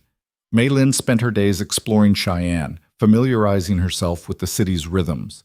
She found a small Chinese market where the owner spoke Cantonese and sold herbs she hadn't seen since San Francisco. She visited the courthouse where the trial would take place, steeling herself against the Grand Chamber's intimidating formality. And each evening, Cole appeared at the boarding house to walk with her. They would stroll through the city's quieter streets, talking about nothing and everything. He told her about Red Willow in winter, about the challenge of keeping the herd safe through blizzards. She told him about her mother's death, about the grief that had nearly consumed her until Frank appeared with his lies and promises. On the 5th evening, they found themselves at the edge of town where the buildings gave way to open prairie. They sat on a fence rail, watching the sunset paint the sky in shades of amber and rose. I've been thinking, Cole said slowly, about what happens after the trial. Mei Lin's heart clenched. What do you mean? I mean that coming here, facing Frank, that took courage. Real courage. And I've been wondering if maybe you've outgrown Red Willow, if maybe you want more than being a housekeeper on a remote ranch. More? Mei Lin turned to face him. What could be more than having a home, than doing work that matters, than being somewhere I belong? I don't know. A real future, maybe. A husband, children. The kind of life Victoria talked about. Mei Lin's breath caught. Was this his way of saying he wanted her to leave? That Victoria had been right after all? Do you want me to go? She asked, her voice small. No. The word came out fierce, almost angry. That's the last thing I want. But I also don't want you to stay out of obligation or gratitude, or because you think you have no other choice. Those are not why I stay. Then why? The question hung between them, heavy with possibility. Mei Lin looked at Cole's face, weathered and strong, his storm-gray eyes searching hers with an intensity that made her shiver. This was the moment, the choice. She could deflect, could offer some safe answer about the ranch and the work, or she could be brave one more time. She could tell the truth. I stay because of you, she said quietly. Because when I think of the future, the only future I want is one where you are in it. Not as my employer, not as the man who saved me, but as... She faltered, not sure if she dared speak the word. As what? Cole's voice was rough. As the man I love, Mei Lin whispered. The silence that followed felt eternal. Mei Lin's heart pounded so hard she thought it might break through her ribs. She'd said too much, revealed too much. Cole would be kind about it. He was always kind. But he would pull away, would make it clear that his feelings didn't match hers. Then his hand came up to cup her face, calloused and warm against her skin. "Mei Lin," he said, and her name in his mouth sounded like a prayer. "I've been half in love with you since the night of the storm. Watching you save Peterson's life, seeing your strength and your skill, that's when I knew. And every day since, I've fallen a little more. The way you hum while you work, the way you talk to the horses, the way you've made Red Willow into a real home instead of just a place I sleep. I love you. And I've been terrified to tell you because I didn't want you to feel obligated to return the feeling." Joy burst through Mei Lin's chest like sunrise. "Obligated? Cole, He kissed her, gentle and tentative at first, asking permission even as he claimed it. Mei Lin's hands came up to grip his shirt, and she kissed him back with all the longing she'd been holding inside. They broke apart after a moment, both breathing hard, foreheads pressed together. "We should probably talk about this," Cole said, his voice unsteady. "Figure out what it means, what we want." "I know what I want," Mei Lin said. "I want you. I want Red Willow. I want a life we build together. Even knowing it won't be easy, that people will talk, that some folks will never accept us. Let them talk." Mei Lin's voice was fierce. "I have faced worse than gossip. I have survived being sold. I have survived being told I am worthless. I will not let fear of what others think stop me from choosing the life I want, the man I want." Cole kissed her again, longer this time, and Mei Lin felt the last of her carefully maintained walls crumble. This was what freedom felt like. Not the absence of chains, but the presence of choice. The ability to say yes to love, to future, to hope. When they finally pulled apart, the sun had set and stars were beginning to appear. "We should get you back to the boarding house," Cole said reluctantly. "Wouldn't want Mrs. Morrison to think I'm not being a gentleman." Mei Lin laughed. "I think that concern is a little late." They walked back through Cheyenne's darkening streets, hands intertwined, neither wanting to let go. At the boarding house door, Cole pulled Mei Lin close one more time. "After the trial," he said against her hair, "we'll figure out the rest. Whatever you want, however you want to do this." "I just want to go home," Mei Lin said, "to Red Willow, with you." "Then that's what we'll do." The trial, when it finally came, was both worse and better than Mei Lin expected. Worse because she had to sit in the witness box and recount every detail of Frank's lies, every moment of her humiliation in Sheridan. Better because Cole sat in the courtroom, his steady presence a constant reminder that she was no longer alone. The other wives testified too, women who shared Mei Lin's story in different variations. A German immigrant from Colorado, an Irish woman from Montana. Each one had believed Frank's promises. Each one had been betrayed. Frank's lawyer tried to discredit them, to suggest they were lying or confused, but the evidence was overwhelming. Documents, witnesses, patterns too consistent to dismiss. The jury deliberated for less than 2 hours. Guilty on all counts. Frank would spend the next 20 years in prison. By the time he got out, he'd be an old man with no charm left to wield, no women left to deceive. Marshal Davies caught Mei Lin and Cole on the courthouse steps. "There's one more thing," he said. "The marriage between you and Frank. The courts declared it void. Invalid due to fraud. You're free of him legally now. In every way." Free. Mei Lin turned the word over in her mind. She was free. Not because someone had freed her, but because she had fought for it. Because she had been brave enough to testify, to stand up, to refuse to let Frank's lies define her. They left Cheyenne the next morning. The ride back to Red Willow felt different somehow. Lighter, fuller of possibility. They talked about the future now, making plans. Cole wanted to expand the horse breeding program. Mei Lin wanted to plant a larger herb garden, maybe offer healing services to the scattered ranches in the valley. They talked about building an addition to the house, about the life they would create together. On the final evening before reaching Red Willow, as they camped under stars that stretched from horizon to horizon, Cole took Mei Lin's hand.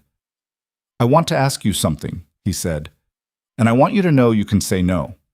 There's no pressure, no expectation." Mei Lin's heart began to race. Cole reached into his pocket and pulled out a small box. Inside was a ring, simple gold with a small stone that caught the firelight. "It was my mother's," he said. "May was supposed to have it, but after she died, my father gave it to me. Said I'd know when I found the right woman."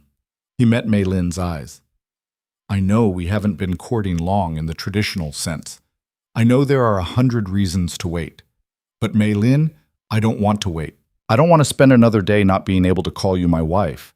So I'm asking, will you marry me?" Mei Lin looked at the ring, at Cole's face, at the vast Wyoming sky above them. She thought of how far she'd come from that terrified woman in Sheridan Square. She thought of her mother, who had taught her that a woman's worth wasn't determined by the men in her life, but by the strength of her own spirit. She thought of Red Willow, of the home she'd built there, of the life that waited, and she knew there was only one answer she could give. "Yes," she said, tears streaming down her face. "Yes, I will marry you." Cole slipped the ring onto her finger, and it fit perfectly. Then he pulled her close and kissed her with a passion that promised all the tomorrows they would share. Above them, the stars burned bright, and for the first time in her life, Mei Lin felt like she was exactly where she belonged. They rode into Red Willow Ranch as the sun crested the eastern mountains, turning the valley into a sea of gold. Mei Lin had imagined this moment during the long ride home, the quiet return, slipping back into the familiar rhythms of work and life. But as they approached the main house, she saw figures gathered on the porch, and her heart lifted. Thomas stood at the center, flanked by Marcus and Johnny. Even Peterson was there, leaning on a cane but grinning broadly. And beside them, to Mei Lin's surprise, stood Eliza Peterson with her baby on her hip, and 3 other women from neighboring ranches. "Well, don't just sit there gawking," Thomas called out, his gruff voice unable to hide his pleasure. "Get down here and tell us how it went." Cole dismounted and helped Mei Lin down, his hand lingering at her waist. "Frank's going to prison, 20 years. A cheer went up from the assembled group. Marcus whooped and threw his hat in the air. Johnny clapped Cole on the back so hard he stumbled forward. "And there's other news," Cole said, his voice carrying over the celebration. He took Mei Lin's hand and held it up, letting the ring catch the morning light. "Mei Lin's agreed to be my wife." The silence that followed lasted only a heartbeat before it erupted into chaos. Eliza rushed forward and embraced Mei Lin, the baby squashed between them. The other women crowded close, exclaiming over the ring, asking about the proposal. The men shook Cole's hand with varying degrees of enthusiasm and embarrassment at the display of emotion. Thomas was the last to approach. He looked at Mei Lin for a long moment, his weathered face unreadable. Then he stuck out his hand. "You've been good for this place," he said simply, "and good for him. Welcome to the family, such as it is." Mei Lin shook his hand, feeling tears prick her eyes. Family. The word settled into her chest like a warm stone. The celebration moved inside where Eliza and the other women had apparently been preparing for their return. Food covered every surface of the kitchen, pies and bread, roasted chicken, vegetables fresh from their gardens. It was a feast, and Mei Lin realized with a start that these people had been planning this, hoping for good news, ready to celebrate her freedom regardless of what else happened. "We couldn't let you come home to an empty house," Eliza explained, bouncing her baby on her hip. "Not after everything you've been through.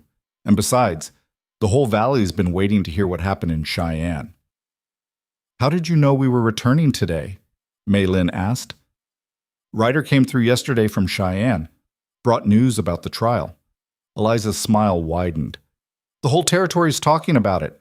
5 women brave enough to testify against a con man. You're heroes, Mei Lin. All of you."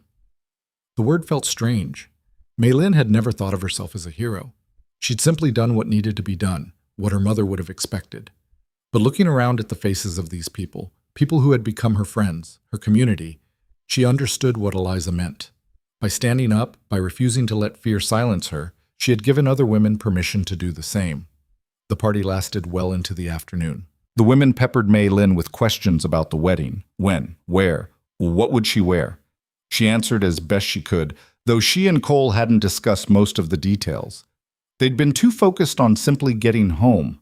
As the sun began to sink toward the western peaks, the guests gradually departed, promising to return for the wedding, offering their help with preparations. Finally, only Thomas remained, helping Cole tend to the horses while Mei Lin cleaned up the kitchen. She was washing dishes when she heard boots on the porch. Cole appeared in the doorway, his hat in his hands, looking suddenly nervous. "Can we talk?" he asked. Mei Lin dried her hands and followed him outside. They walked to the fence overlooking the pasture where the horses grazed in the golden evening light. For a long moment, neither spoke. "I've been thinking about the wedding," Cole said finally, "about what you might want, and I realized I don't know much about Chinese wedding customs. If there are traditions you want to honor, things that would make your mother proud, I want to do that." Mei Lin's throat tightened. She thought of her mother's wedding, the red silk and gold embroidery, the ceremonial tea, the blessings spoken in Mandarin, all the traditions that connected her to generations of women who had come before. "My mother would want me to be happy," she said quietly. "That is the only tradition that truly matters. But if there are things you want, what I want is to marry you, however we choose to do it." Mei Lin turned to face him. "In my mother's culture, red is the color of joy and good fortune. Brides wear red. But I think I would like to wear something different, something that represents not where I came from, but where I am going." "What color?" Cole asked. "Blue," Mei Lin said, surprising herself. "Like the Wyoming sky, like freedom." Cole's expression softened. "Blue it is. Though I have to warn you, I don't know much about planning weddings. May was supposed to handle all that for her own, and after she died, I never thought I'd need to learn." "Then we learn together," Mei Lin said, "like everything else." They stood together as darkness gathered, making plans. They would marry in 3 weeks, giving time for word to spread and for people to travel if they wished. The ceremony would be simple. No church, no formal proceedings, just vows spoken before witnesses. They would hold it at Red Willow, on the ridge overlooking the valley. "I want to invite the other women," Mei Lin said, "the ones who testified in Cheyenne. I want them to see that there is life after men like Frank, that we can be happy."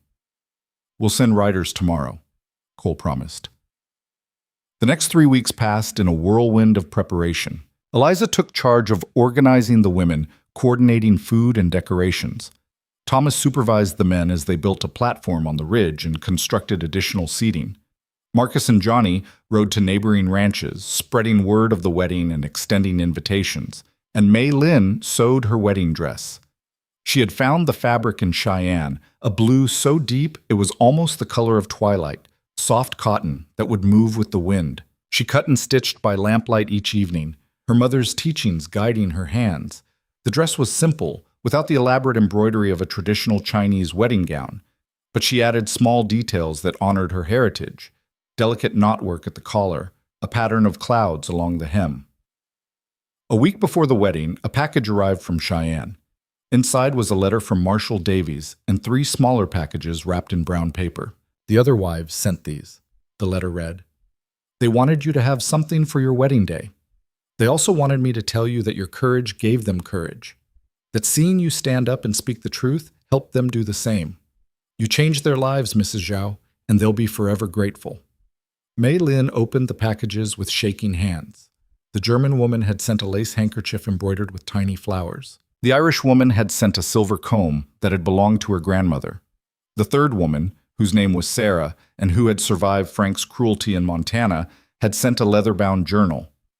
"For writing your new story," the note inside read, "the one where you get to choose the ending." Mei Lin pressed the handkerchief to her face and wept, not from sadness, but from the overwhelming recognition of solidarity. These women scattered across the frontier, connected by shared trauma, but also by shared strength. They would carry each other forward, would remember that they had survived, would build new lives from the ashes of the old. The day before the wedding, a commotion in the yard drew Mei Lin to the window. A familiar carriage had pulled up to the house, expensive, out of place. Her stomach dropped. Victoria Ashford stepped down, her traveling suit immaculate despite the dusty road. But this time, she didn't march toward the house with the confidence of someone claiming territory. She stood by the carriage, uncertain, her hands clasped tightly in front of her. Cole emerged from the barn, his expression wary. Mei Lin couldn't hear their conversation from inside, but she saw Victoria's mouth move, saw her pull something from her handbag and offer it to Cole. He hesitated, then accepted it. After a few more minutes of conversation, Victoria returned to her carriage. But before she climbed in, She looked toward the house. Her eyes met Mei Lin's through the window, and for a moment something passed between them. Not friendship exactly, but perhaps a tentative understanding. The carriage pulled away and Cole came inside holding a small wooden box. What did she want? Mei Lin asked, trying to keep her voice neutral. To apologize. Cole set the box on the table. She said she was wrong. About you, about us, about everything. She said she let bitterness poison her, and she's been thinking about May, about what May would have said about her behavior. May? Victoria and May were friends a long time ago, before Victoria decided ranch life wasn't good enough for her. Cole opened the box. Inside was a delicate silver bracelet, simple but beautifully crafted. This was May's. Victoria had borrowed it years ago and never returned it. She wanted you to have it. Said May would have liked you, would have appreciated your strength. Mei Lin touched the bracelet gently. Why would she give this to me? Because she knows she can't undo what she did, but she wanted to try to make amends. Cole paused. I told her about the wedding. She wished us well and said she's leaving for Denver tomorrow, starting over somewhere else. Mei Lin thought about forgiveness, about how easy it would be to hold on to anger, but anger was a weight she didn't want to carry. Victoria had been cruel, yes, but she had also been unhappy, grasping for a past that no longer existed. There was no victory in hating her. I hope she finds peace, Mei Lin said, and she meant it. That night, following tradition, Mei Lin stayed at the Peterson Ranch while Cole remained at Red Willow. Eliza fussed over her like a mother hen, making sure the wedding dress hung perfectly, that Mei Lin's hair was washed and ready for styling, that everything was prepared for the morning. You're not nervous, are you? Eliza asked as they sat together in the quiet evening. Should I be? Most brides are, but then you're not most brides. Eliza smiled. You've already been through so much.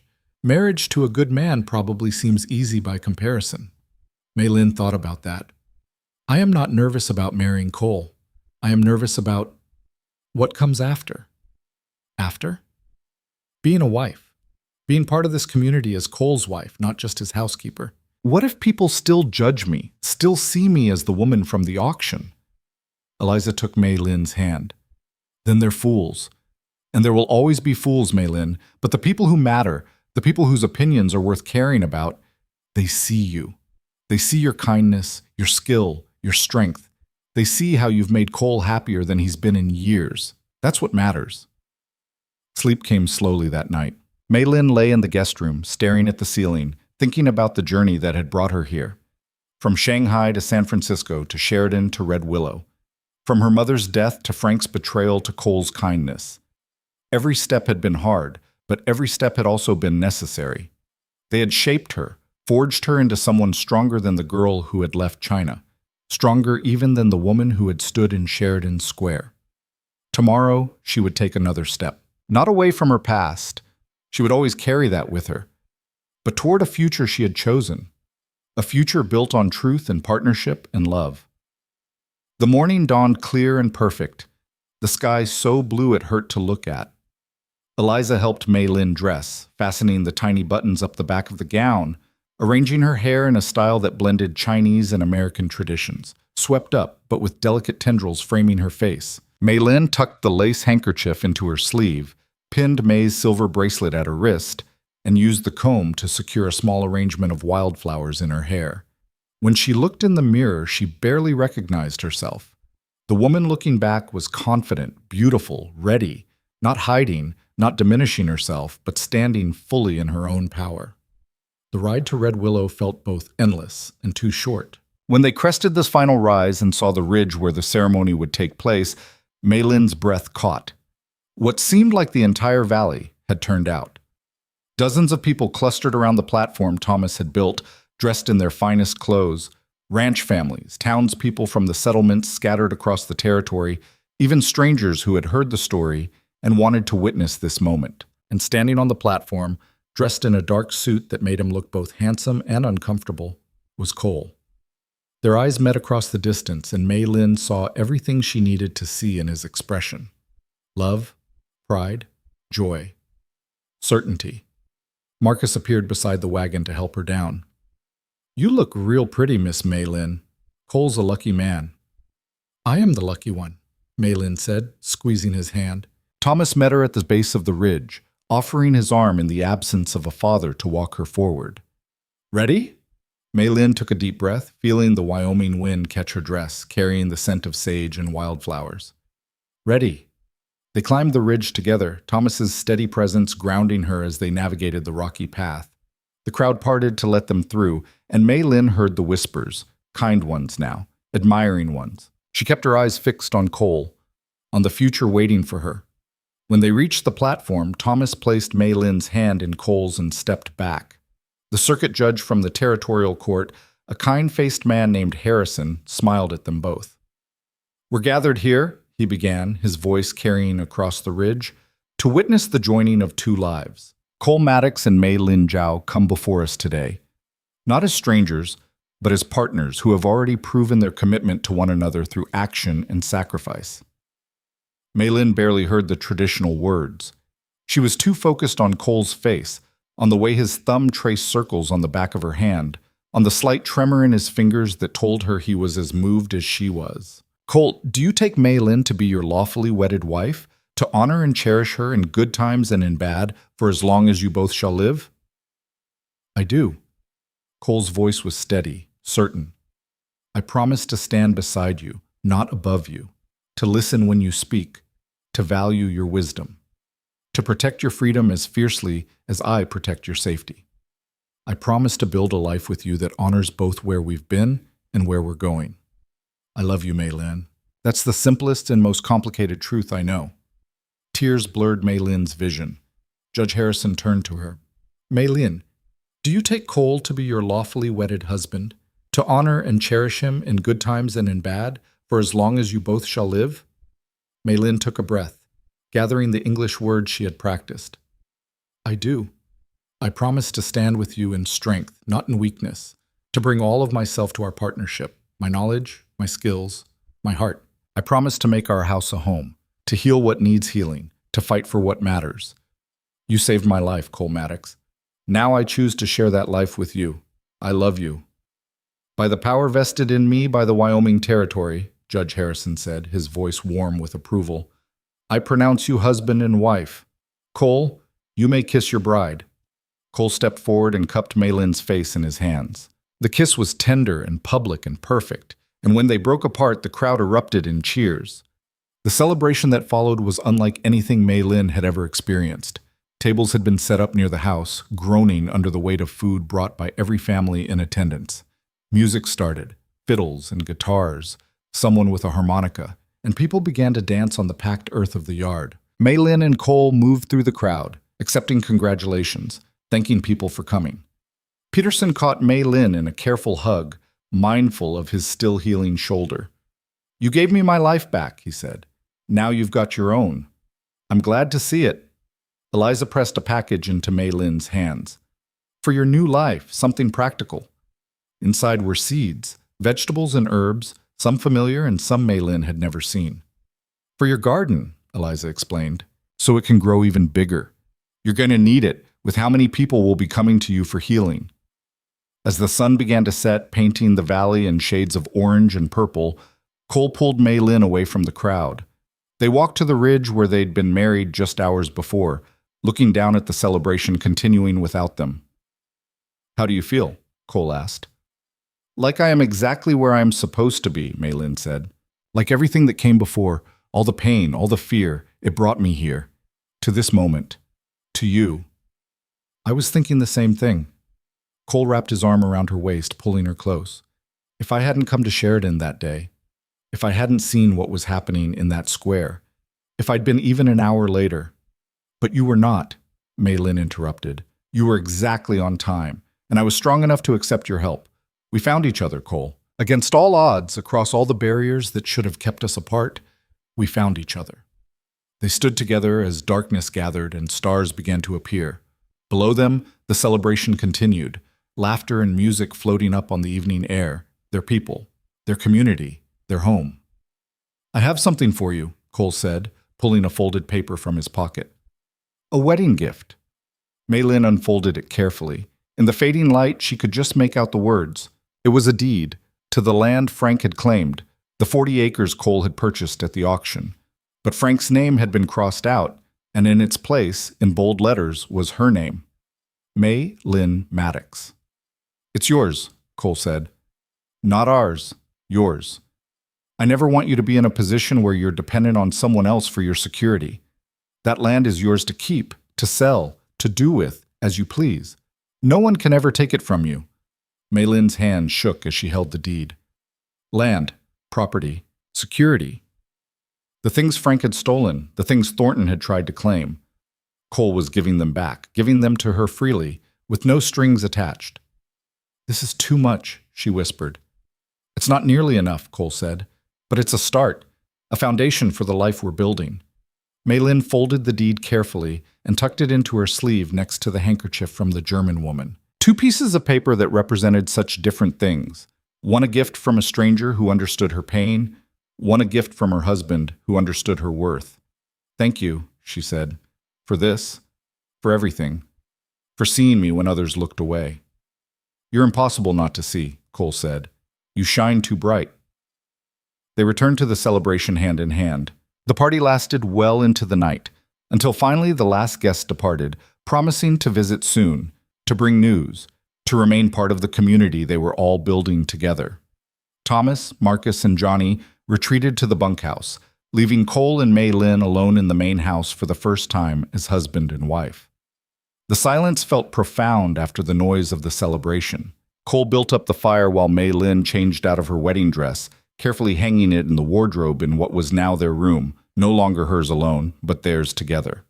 She put on a simple nightgown and robe, then stood for a moment, looking at the room that had been her sanctuary these past months. It looked different now. Warmer, fuller, ready for the life they would share. When she emerged, Cole had made tea.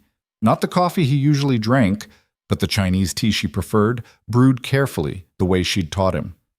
They sat together on the sofa before the fire, shoulders touching, not speaking, just being together. "I keep waiting to wake up," May Lynn said finally, "to discover this is all a dream, that I am still in Sheridan, still standing in that square, still waiting for my life to end." "It's not a dream," Cole said. "It's real. We're real. And whatever comes next, good or bad, easy or hard, we'll face it together." "Together," May Lynn repeated, liking the sound of the word. "I have never had that before. Even with Frank, I was always alone. But with you, with me, you'll never be alone again," Cole promised. "That's what marriage means. Partnership. Two people choosing each other every day over and over." They finished their tea and went to bed, and May Lynn discovered that intimacy born of genuine love was nothing like what she'd experienced with Frank. This was tender, patient, reverent. Cole treated her like something precious, and she gave herself freely, without fear or shame. Afterward, lying in Cole's arms with her head on his chest, listening to his heartbeat steady and strong, May Lynn felt peace settle over her like a blanket. Tomorrow would bring work. There was always work on a ranch. But tonight, she could simply rest in the knowledge that she was loved, valued, and home. The months that followed were the happiest of May Lynn's life. She threw herself into expanding her herb garden, and word spread quickly about her healing skills. People began to arrive at Red Willow seeking help: a child with fever, a woman with difficult pregnancy, a man with a wound that wouldn't heal. May Lynn treated them all, slowly building a reputation that eclipsed the whispers from Sheridan. She also began teaching. Eliza came once a week to learn about herbs and poultices. Other women followed, hungry for knowledge about healing, about taking care of their families in a land where doctors were scarce and expensive. May Lynn shared everything her mother had taught her, feeling her mother's presence in every lesson, knowing this was how wisdom survived, passed from hand to hand, generation to generation. Cole expanded the horse breeding program, and Red Willow began to thrive in new ways.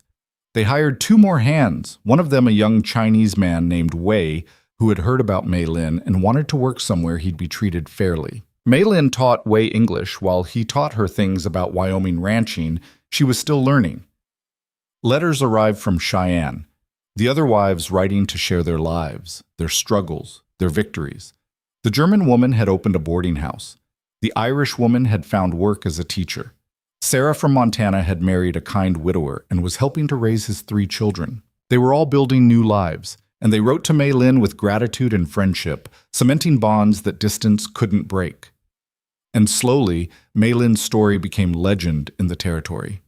Not the story of the woman who was sold, though people remembered that too, but the story of the woman who had saved herself, who had built a life from ashes, who had proven that worth wasn't determined by where you came from, but by what you did with the chances you were given. One evening in late autumn, as the first snow dusted the mountain peaks, Mei Lin stood on the porch watching the sunset.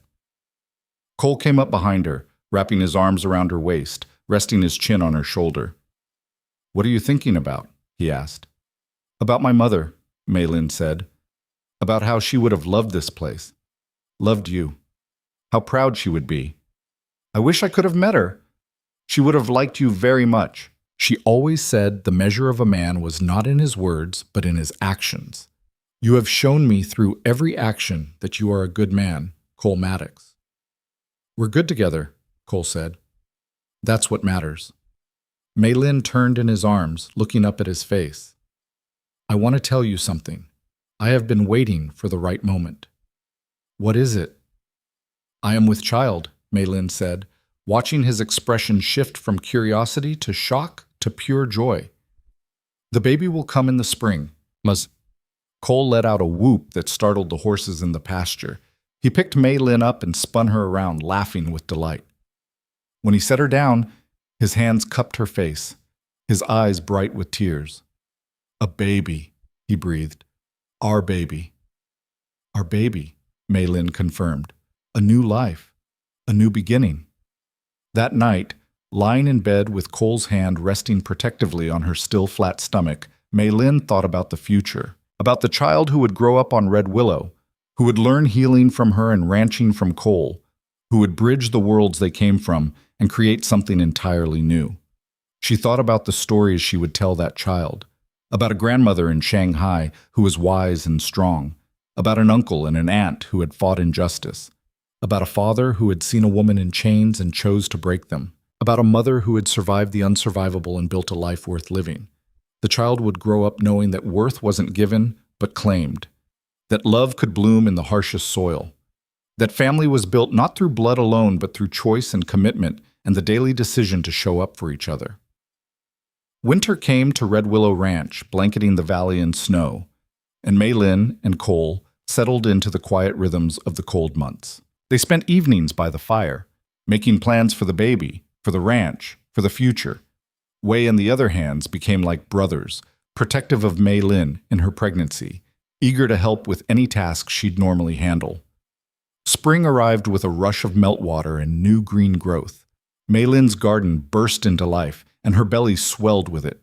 Eliza visited frequently, helping with preparations, sharing wisdom from her own motherhood. Other women came too, bringing baby clothes they'd sewn, offering advice and support. On a warm May morning, as the valley bloomed with wildflowers, Mei Lin's labor began. Eliza was there, and 2 other ranch wives who had become dear friends. They tended to her through the long hours, wiping her brow, holding her hands, murmuring encouragement. And Cole refused to leave. He sat beside the bed, holding Mei Lin's hand through every contraction, his face pale but determined. "You don't have to stay," Mei Lin gasped between pains. "I'm not most men," Cole said firmly, "and I'm not leaving you." As the sun reached its zenith, Mei Lin gave a final push, and their daughter entered the world, screaming her displeasure at the brightness and cold. Eliza cleaned her and wrapped her in soft cloth, then placed her in Mei Lin's arms. She was perfect, tiny and red-faced, with a shock of dark hair and eyes that would lighten but would always carry the shape of Mei Lin's heritage. A bridge between worlds, a testament to survival and hope. "What will you name her?" Eliza asked softly. Mei Lin looked at Cole, who nodded, giving her the choice. She thought of her mother, of May, of all the women who had shaped this moment. "Hope," she said. "Hope May Maddox. Because that is what she represents. Hope for the future. Hope that things can be better. Hope that love wins." Cole traced a finger along his daughter's cheek, his expression full of wonder. "Hope," he repeated. "It's perfect." As news of the birth spread, people came from across the valley to welcome Hope into the world. They brought gifts and food, offers of help and congratulations.